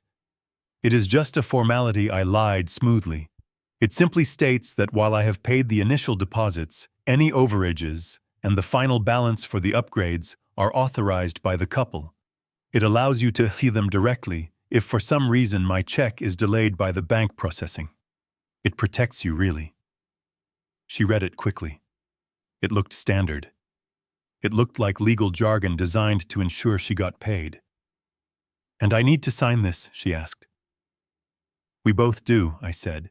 "And since Jason and Tiffany are coming by later to pick up the table samples, just have them sign at the bottom, where it says acceptance of upgraded services. Tell them it is just the confirmation for the peonies and the lobster.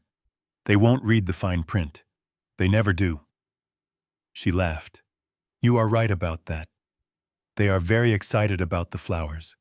I signed my name on the line that said, "Guarantor released." Then I pointed to the line below it. "Make sure they sign right there," I said. "Under primary financial responsibility." "I will take care of it, Mr. Sterling," she said, filing the paper away. "You are a very generous father to do all this." I stood up and buttoned my coat. "I try to give them exactly what they deserve," I said. I walked out of the hotel and into the cool Chicago afternoon. The trap was now fully armed. The assets were gone. The car was sold. And the contract for the wedding had been modified to turn the entire debt over to the bride and groom the moment the final bill came due. I checked my watch. Jason and Tiffany would be at the venue in 2 hours to look at napkins. They would sign that paper without a second glance because they were too busy imagining their photos in Vogue. They would sign away their financial future for a flower wall. I walked to the bank to deposit the check from the car sale into a new private account that Leonard had set up, one that was not linked to my social security number in the usual way. As I stood in the teller line, I felt a vibration in my pocket. It was a text from Jason. "Thanks for the key, Dad. You are the best. Love you." I looked at the screen. Love you. 2 words that used to mean the world to me. Now they were just letters on a screen. I deleted the message.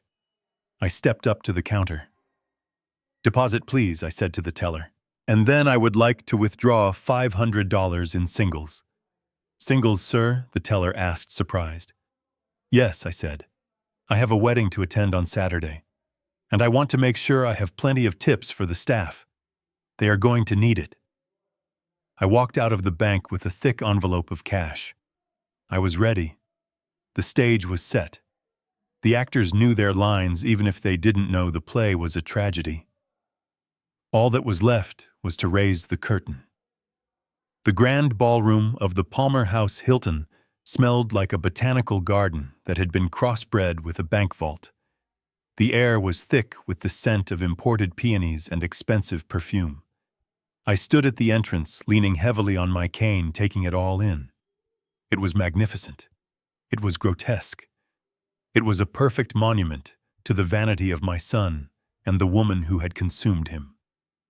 I walked slowly onto the plush carpet.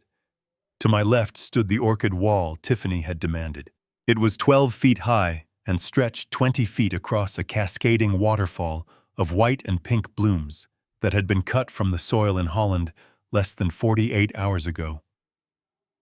I did the math in my head. $40,000. That wall cost more than the college tuition I had paid for Jason's first 2 years of university, and tomorrow it would all be thrown into a dumpster behind the hotel. To my right was the ice sculpture. It was massive, glittering under the chandeliers. It was carved in the shape of 2 swans, with their necks intertwined to form a heart, and underneath, in frozen letters, were the initials J and T. As I watched, a single drop of water melted from the swan's beak and fell onto the floor. It was a fitting metaphor. They were melting their future away drop by expensive drop, and they didn't even notice the puddle forming at their feet. I made my way toward the bridal suite. The door was open, and the sound of screaming was spilling out into the hallway. "You are incompetent," Tiffany's voice shrieked. "I told you I wanted the contouring to be sharp. I look like a raccoon. Fix it or get out." I peeked inside. Tiffany was sitting in a chair that looked like a throne. She was wearing the dress. I had to admit, it was beautiful. It was a custom-designed gown with hand-stitched lace and a train that filled half the room. It cost $20,000. For that price, you could feed a family of 4 for 2 years. But on her, it looked like a costume. Her face was twisted in a snarl as she berated a young makeup artist who was trembling so hard she dropped a brush. Jason was standing in the corner holding a bottle of champagne. He looked handsome in his tuxedo, but his eyes were glassy. He wasn't nervous about the wedding. He wasn't nervous about the debt. He was high on the adrenaline of the lie I had fed him. He looked at Tiffany, not with love, but with the pride of a man who thinks he has bought a trophy he can finally afford to maintain. He saw me standing in the doorway. He blinked, and for a second I saw a flash of annoyance. "Dad," he said, coming over to block my view of Tiffany. "You are here early." I looked down at my own clothes. I had chosen my wardrobe with surgical precision. I was not wearing a tuxedo. I was wearing a gray wool suit I had bought at a department store in 1998. It was slightly too big in the shoulders now that I had lost weight. There was a small, noticeable mustard stain on the lapel that I had refused to clean. And I was wearing my old scuffed work boots. I wanted to be the contrast. I wanted to be the flaw in their perfect picture. "I just wanted to see you, son," I said, making my voice sound thin and reedy. "I wanted to see the bride." Tiffany spun around in her chair. She looked me up and down, her eyes lingering on my boots. "Oh my God," she said, her voice flat. "Jason, tell me he is not wearing that to the ceremony." "He has to be comfortable, babe," Jason said, ushering me out of the room. "Dad, why don't you go find your seat? We have some photos to take. And maybe try to stay near the back during the live stream. We don't want to confuse the viewers." I nodded obediently. "You look rich, son," I said. "You look like a king." Jason puffed out his chest. "We are going to be fine, Dad," he whispered, leaning in close. "Don't worry about a thing. The future is bright." He patted my pocket, checking for the imaginary checkbook he thought I still controlled. "Go find a seat," he said. I walked back out into the ballroom. The guests were starting to arrive. This was not a gathering of family and friends. It was a casting call. I recognized maybe 5 people from our side of the family. The rest were strangers. There were women in dresses that were too tight, holding phones up to their faces, live streaming their entrance. There were men in sunglasses indoors looking bored. I shuffled through the crowd, acting confused, bumping into a table here and there. I wanted them to see me. I wanted them to judge me. I heard the whispers as I passed. They didn't even try to lower their voices. "Is that him, a woman with heavily injected lips?" asked her companion. "Yeah, that is the dad," the man replied. "Tiffany said he has lost his mind. Sad, really. But look at him. He looks like a homeless guy who wandered in off the street." I heard another group near the bar. "I heard he is loaded, though," a man in a velvet jacket said. "Like construction tycoon loaded. That is why Tiffany is sticking around. She said he is going into a home next week." Going into a home. They were talking about my imprisonment like it was the weather forecast. I found my table. Table number 29. It was in the far back corner near the kitchen doors. It was the table for the rejects. The distant cousins, the old neighbors, and apparently the father of the groom. I sat down. The chair was uncomfortable. I poured myself a glass of water. I watched them filter in. They were beautiful, shiny, and hollow. They were here to eat my food, drink my wine, and laugh at my decline. A waiter walked by with a tray of hors d'oeuvres. It was caviar on blinis. "Would you like one, sir?" he asked, looking at my suit with pity. "No, thank you," I said. "I am saving my appetite." I looked toward the front of the room. The lights were dimming. The music was swelling. A string quartet began to play a modern pop song. The ceremony was about to begin. Jason was standing at the altar. He looked confident. He looked like a man who thought he had gotten away with murder. Tiffany was at the back of the aisle, adjusting her veil. She looked victorious. I sat back in my chair and crossed my arms over my chest. I felt the envelope in my inside pocket. It contained the deed to the trust, the receipt for the car sale, and the modified contract with the wedding planner. Let them have their moment. Let them walk down the aisle. Let them say their vows. I wasn't the feeble old man they thought I was. I was the demolition man, and I had already planted the dynamite at the base of their pillars. All I was waiting for was the right moment to push the plunger. I looked at Jason one last time. I remembered teaching him how to fish. I remembered telling him that patience is the most important skill a man can have. You have to wait for the bobber to sink before you set the hook.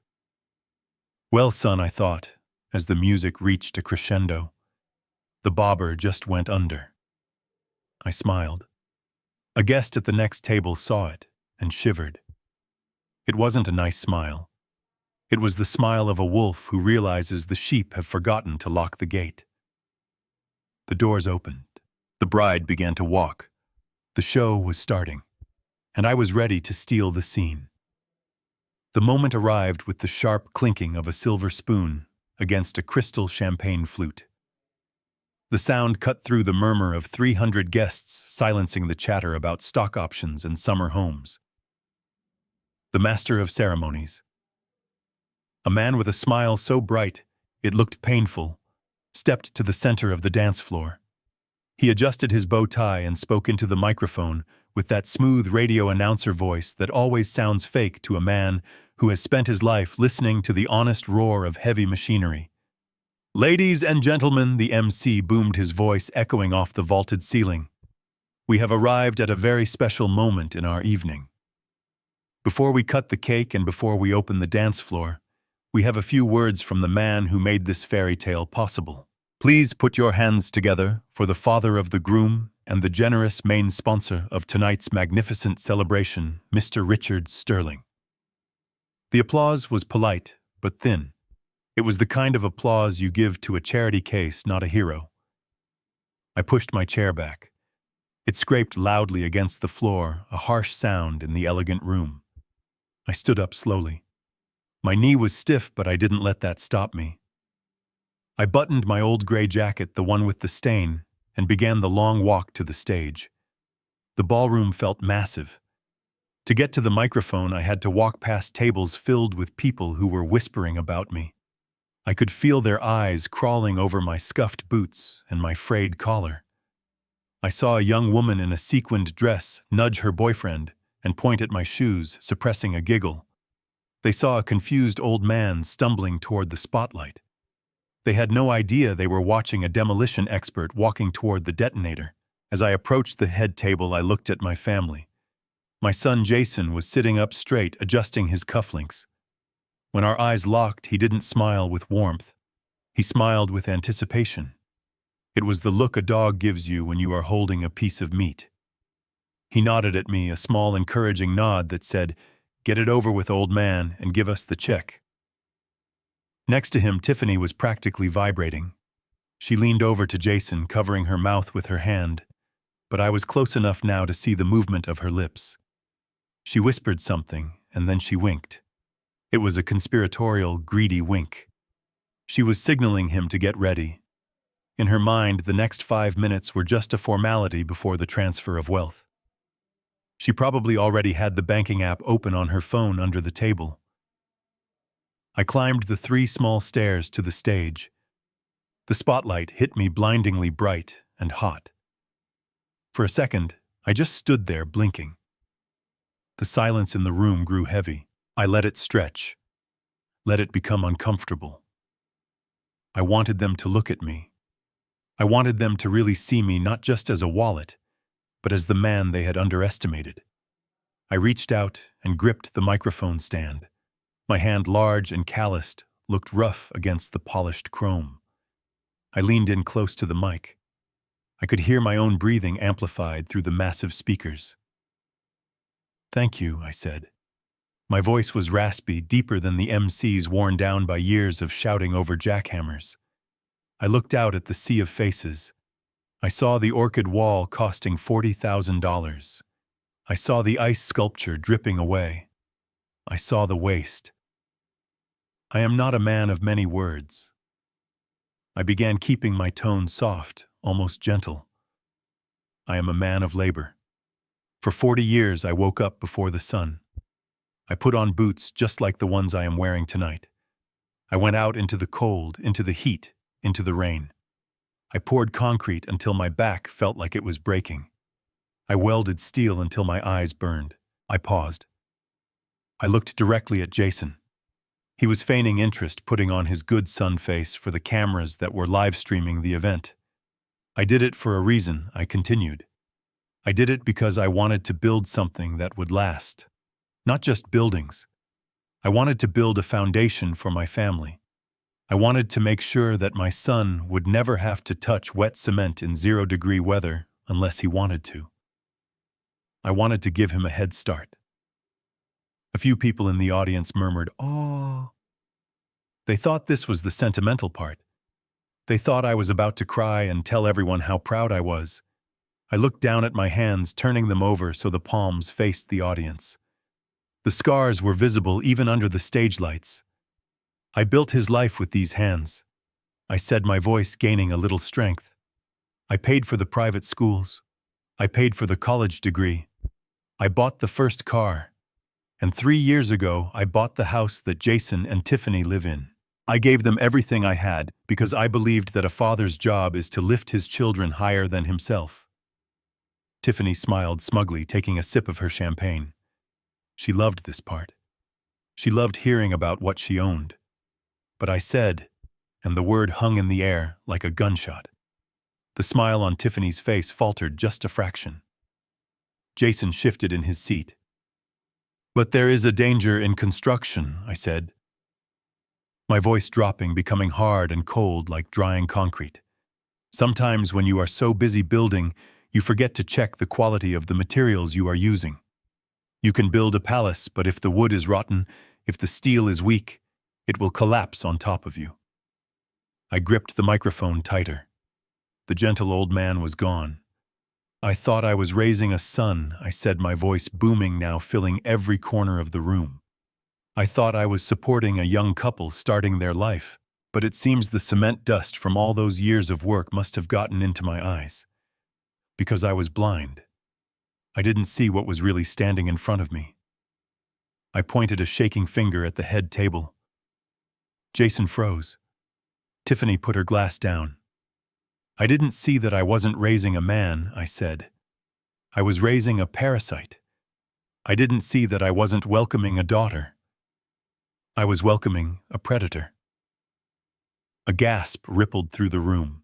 The air was suddenly sucked out of the ballroom.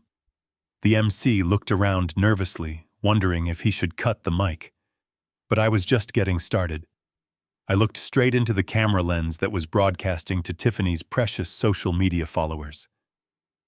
You all see the flowers, I said. You see the ice sculpture. You see the dress. You think this is success. You think this is love. But let me show you what this really is. Let me show you the price of the champagne you are drinking. I turned my head toward the back of the room up to the balcony where the audiovisual technician was waiting. It was a young guy I had hired personally earlier that day, slipping him $500 to ignore the run sheet and follow my cue. Turn it off, I commanded. The technician hit the switch. The romantic mood lighting plunged into darkness. The soft background music cut out with a screech. The room was pitch black for a heartbeat, creating a wave of panic among the guests. Then the massive LED screen behind the stage, which had been displaying a slideshow of Jason and Tiffany's engagement photos, flickered to life. But the smiling faces were gone. The image that filled the 20-foot screen was shaky and grainy. It was footage from a security camera. But it was clear enough. It showed a house, a large colonial-style house in Oak Brook. The audience squinted. They recognized the house. It was the one Tiffany posted about all the time. But something was wrong. In the video, the front lawn was dead. The windows were dark. And there, planted right in the center of the driveway, illuminated by the harsh streetlights, was a sign. It wasn't a welcome home sign. It was a foreclosure notice. Large red letters that screamed failure. Notice of seizure, bank property. I heard the whispers start again, but this time they were louder. They were confused. Why is there a foreclosure sign? Someone asked. I thought they owned it. Wait, look at the timestamp, another person said. That is from yesterday. I leaned back into the microphone. This is the house I bought for them, I said, my voice cutting through the confusion.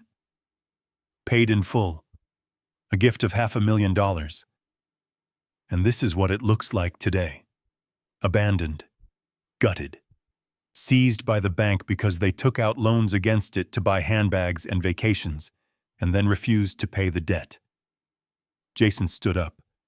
He looked pale, like all the blood had been drained from his body. Dad, stop, he shouted, but without a microphone, his voice was swallowed by the room. Dad, please. I ignored him. I looked at the technician again. Show them the inside, I said. The screen changed. Now it was footage from the handheld camera I had used when I snuck onto the property. It panned across the empty living room. No furniture. No family photos. Just trash on the floor and wires hanging from the ceiling where light fixtures had been ripped out and sold. Then the camera moved to the backyard. It showed the pool filled with black water and garbage. And it showed the setup, the lights, the reflectors, the fake set they used to film their content. They don't live there, I narrated, my voice trembling with suppressed rage. They haven't lived there in a year. They rent it out by the hour to strangers to pay for a penthouse downtown so they can pretend to be better than the people I worked my whole life to serve. Tiffany was on her feet now. She wasn't looking at me. She was looking at the guests at their phones. Everyone was recording. Her humiliation was being broadcast live to the world she tried so hard to impress. Turn it off, she screamed, her face contorted in ugly rage. Turn it off right now. I smiled. It was a cold, hard smile. Oh, I am not done, I said. You wanted a platinum wedding, Tiffany. You wanted a show. Well, sit down. Because the main feature is just beginning. I reached into my pocket and pulled out the small black remote control for the audio system. "You thought I was a senile old man," I said to the silent, stunned room. "You thought I was losing my mind. You thought you could trick me, use me, and then throw me away like an old work boot." I pressed the button on the remote. "But you forgot one thing," I said, as the speakers crackled to life. "I built the foundation you are standing on, and I know exactly where the weak spots are." The screen went black, and then the sound of Tiffany's voice, clear and distinct, filled the ballroom. It was the recording from the car ride, and as the first words of their conspiracy echoed off the walls, I saw the color drain from Tiffany's face until she looked like the ice sculpture melting beside her. The trap had snapped shut, and there was no way out. The voice on the speakers was unmistakable. It was high, sharp, and dripping with a venom that no amount of static could hide. It echoed through the ballroom, bouncing off the vaulted ceilings and the terrified faces of the guests. I stood there leaning on the podium, watching the words hit my son and his wife like physical blows. The recording continued to play. It was the part where Tiffany laughed. It was a cold, cruel sound. She said, "I have the doctor ready. We will sign the papers next week. Once the old man is locked away in Greenwood, we sell the Florida land immediately. He won't even know what hit him." Then came Jason's voice. "Weak, complicit." He said, "But what if he resists?" And Tiffany replied fiercely, "Who cares if he resists? He is a ghost, Jason. We just need him to sign the checks, and then he can die for all I care. The sooner he is gone, the sooner we can stop pretending to like his cheap cooking." The silence that followed in the ballroom was absolute. It was heavy, suffocating silence. 300 people were holding their breath. The servers had stopped moving. The photographer had lowered his camera. All eyes were fixed on the head table. Tiffany's face had gone from pale to a blotchy, furious red. She looked at the guests who were now looking at her with undisguised horror. She realized in that split second that the mask had not just slipped, it had been ripped off and set on fire. She looked at me. Her eyes were not the eyes of a daughter-in-law. They were the eyes of a cornered animal. "You illegal old bat," she screamed. She kicked her chair back so hard it toppled over. She grabbed a steak knife from the table, though I don't think she knew what she was doing. She just wanted to stop the noise. She wanted to stop the truth. She hiked up her $20,000 dress and charged toward the stage. "Turn it off," she shrieked, her voice cracking. "It is fake. It is AI. He is lying." She ran up the stairs, her hands clawing at the air, reaching for the microphone, reaching for me. She looked like a demon in white lace, but she never reached me. Two men in dark suits stepped out from behind the heavy velvet curtains at the back of the stage. I had hired them that morning from a private security firm. Former military. Big men who did not care about wedding etiquette. One of them stepped in front of me, forming a human wall. He caught Tiffany by the arm as she tried to lunge past him. He didn't hurt her, but he stopped her cold. She flailed against him, screaming obscenities that would make a sailor blush. "Let go of me," she yelled. "That is my wedding. That is my money." Jason was still sitting at the table. He hadn't moved. He was staring at the tablecloth, his hands trembling violently. He knew. He knew it was all over. I raised the microphone to my lips again. I waited for Tiffany to stop screaming. When she finally ran out of breath, sobbing with rage in the grip of the security guard, I spoke. "You are right, Tiffany," I said, my voice calm and steady. "It is your wedding, but it is not your money." I reached into my inside pocket and pulled out a folded document. I held it up for the room to see. "This morning," I said, "at 9 a.m., I signed a deed of trust. It transfers every single asset I own, my savings, my stocks, and the land you were planning to sell, into an irrevocable charitable trust for disabled veterans." I saw Jason's head snap up. His eyes went wide. Everything I repeated. "I am officially a poor man, Jason. There is no inheritance. There is no estate to manage. There is no gold mine for you to raid. Even if you declared me insane right now, you would only be the guardian of a man with a checking account that has $500 in it." Tiffany went limp in the guard's arms. She stared at me, her mouth open. And as for the house, I continued pointing to the frozen image of the foreclosure sign on the screen behind me. "You don't have to worry about maintaining it anymore. The bank took possession at noon today. They changed the locks an hour ago. Your clothes, your furniture, whatever was left inside is now the property of the lender. You are homeless." A murmur went through the crowd. Some people were actually standing up to get a better view. "But I am a fair man," I said, looking down at Jason. "I believe in giving people exactly what they signed up for." I pulled out the second piece of paper. The contract from the wedding planner. "You wanted a platinum wedding," I said. "You wanted the orchid wall. You wanted the lobster. You wanted the best of everything because you thought Daddy was paying the bill." I walked to the edge of the stage and looked down at the wedding planner, Ms. Halloway, who was standing near the front, looking terrified. "Ms. Halloway," I asked, "do you have the addendum we signed yesterday?" She nodded, her hands shaking as she pulled the clipboard close to her chest. "Good," I said, "because as of this moment I am exercising the cancellation clause on my sponsorship. I am withdrawing my credit card on file." I looked back at Jason. "You signed the paper yesterday, son," I said. "You didn't read it. You were too busy looking at yourself in the mirror. That addendum states that all overages and the final balance are the sole responsibility of the bride and groom." I paused for effect. "This party costs $200,000, I said.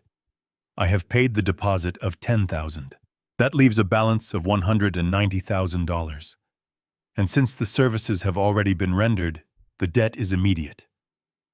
I looked at Tiffany, who was now weeping, her mascara running down her face in black streaks. "Congratulations," I said. "You wanted to be a power couple. You just started your marriage with nearly $250,000 in debt, no home, and no job." I looked at the crowd. "I suggest you all eat the cake," I told them. "It is the most expensive piece of sugar you will ever taste. And I suggest you enjoy the open bar because the groom will be washing dishes in this hotel for the next 10 years to pay for it." I felt a weight lift off my shoulders. It was done. The demolition was complete. The dust was settling. I looked at the microphone in my hand. It was a heavy metal object. I didn't need it anymore. I had said everything I needed to say. I opened my hand. The microphone fell. It hit the hardwood floor of the stage with a sound that cracked through the room like a gunshot. A dull, heavy thud that signaled the end. Boop. The feedback screeched for a second, then silence returned. I turned my back on them. I turned my back on the weeping bride and the broken son. I walked toward the side exit, my boots clicking rhythmically on the floor. The security guard stepped aside to let me pass. I didn't look back. I didn't need to. I knew what was behind me. A ruin. A pile of rubble that they had built themselves. I pushed open the exit doors and walked out into the cool night air of Chicago. I took a deep breath. It smelled of rain and exhaust, but to me it smelled like freedom. I walked toward the bus stop. I didn't have my luxury car anymore. I didn't have my millions. But I had my dignity. And I had the rest of my life to live on my own terms.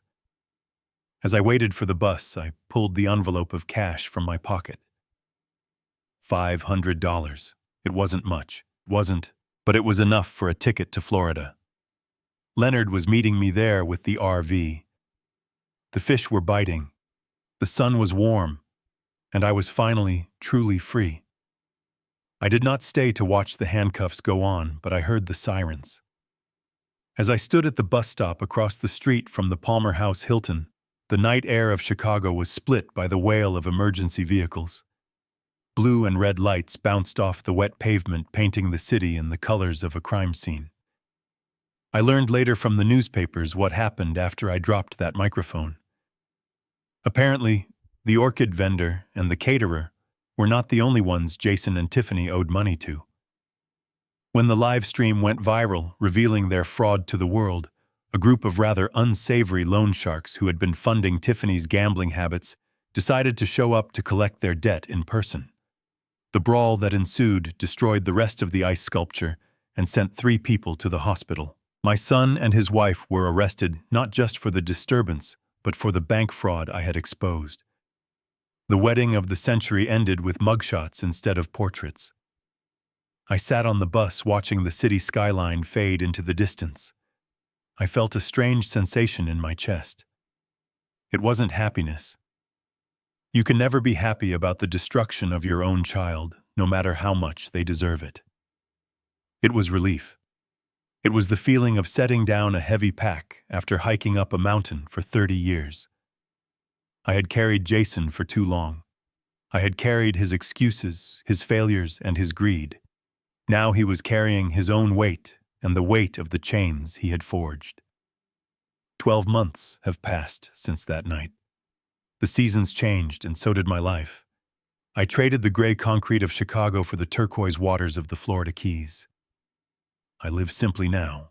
My home is a 30-foot Winnebago parked in a quiet community of retirees who don't care about designer handbags or social media followers. We care about the tide charts and who makes the best lime pie. Today the sun is high and hot. I am sitting on a small fishing boat rocking gently on the waves. Across from me sits Leonard. He traded his 3-piece suits for a Hawaiian shirt and a bucket hat, though he still wears his expensive watch. We don't talk much. We don't need to. The line in my hand tugs occasionally, a reminder that there is life beneath the surface. Leonard reaches into his tackle box and pulls out an envelope. He doesn't look at me when he hands it over. "It came to the office yesterday," Leonard says quietly. "It was forwarded from the correctional facility in Illinois." I take the envelope. It is made of cheap, rough paper. The stamp in the corner is red ink. Inmate correspondence. I look at the handwriting. It is jagged and desperate. It is Jason's handwriting. I run my thumb over the paper. I don't need to open it to know what it says. I have received 3 of these in the last 6 months. They are all the same.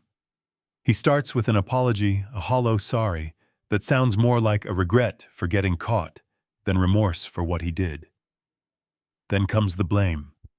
He blames Tiffany. He says she bewitched him. He says he was just trying to make her happy. He takes no responsibility for the fact that he was the one who looked me in the eye and lied. And then finally comes the ask. He needs money for the commissary. He needs money for a better lawyer. He needs me to speak to the parole board. I look at Leonard. He is watching me over the rim of his sunglasses. "Do you want to read it?" Leonard asks. "No," I say. I reach into my pocket and pull out a lighter. The flame flickers in the sea breeze, struggling to stay alive. I hold the corner of the envelope to the fire. The cheap paper catches quickly. The orange flame eats the words before I can read them. It consumes the apologies I don't believe, and the requests I will never grant. I hold the burning letter over the side of the boat. The ash turns black and gray, crumbling into the blue water. Small fish dart up to investigate the debris, then swim away when they realize it is nothing but waste. I watch the last piece of paper disappear into the current. "He is my son," I say to the ocean. "But he is a stranger." Leonard nods. He understands. "Some people might think I am a monster," I say, baiting my hook again. "They might think it is cruel to leave your own flesh and blood in a cell while you are out here fishing in the sun. But I am not cruel. I am just a teacher who finally decided to teach the lesson plan. I ignored for 30 years. I cast my line out. The sinker hits the water with a satisfying plop. I taught him that you can't build a life on a foundation of lies. I continue. I taught him that love is not an ATM machine. I taught him that every action, every choice has a price tag attached to it. He spent his whole life thinking he could dine and dash. He thought he could order the lobster and leave the bill for the old man. I lean back, feeling the sun on my face. But the bill always comes due, I say. And the price of betrayal is loneliness. He is paying his tab now, and I am debt-free. I look at the horizon where the sky meets the sea. It is wide and open and full of possibility. For the first time in my life, I am not living for someone else. I am not building a legacy for ungrateful heirs. I am just living. I chose freedom, I whisper, and it was the best deal I ever made. Leonard cracks open a cold soda and hands it to me. To freedom, he says. To freedom, I reply. We sit there as the sun begins to dip, two old men on a small boat surrounded by nothing but water and peace. I don't know what tomorrow will bring. I don't know if Jason will ever truly learn, but that is not my project anymore. I retired from the construction business. I am done fixing broken things that don't want to be repaired. I take a sip of the soda and smile. The fish are biting today, and that is all that matters. This story reminds us that enabling bad behavior is not an act of love, it is an act of destruction. When we shield people from the consequences of their actions, we rob them of the opportunity to grow and mature. Richard thought he was helping his son by giving him everything, but he was actually crippling him. True generosity requires boundaries, and true love requires respect. Never set yourself on fire to keep someone else warm, especially if they are the ones holding the match. Dignity is the most valuable asset you own, and unlike money, once you lose it, you can't always earn it back. If this story gave you the courage to set boundaries in your own life, please hit the like button and subscribe to the channel for more stories about justice and resilience. Have you ever had to cut off a toxic family member to save yourself? Tell me your story in the comments below. I read every single one. See you in the next video.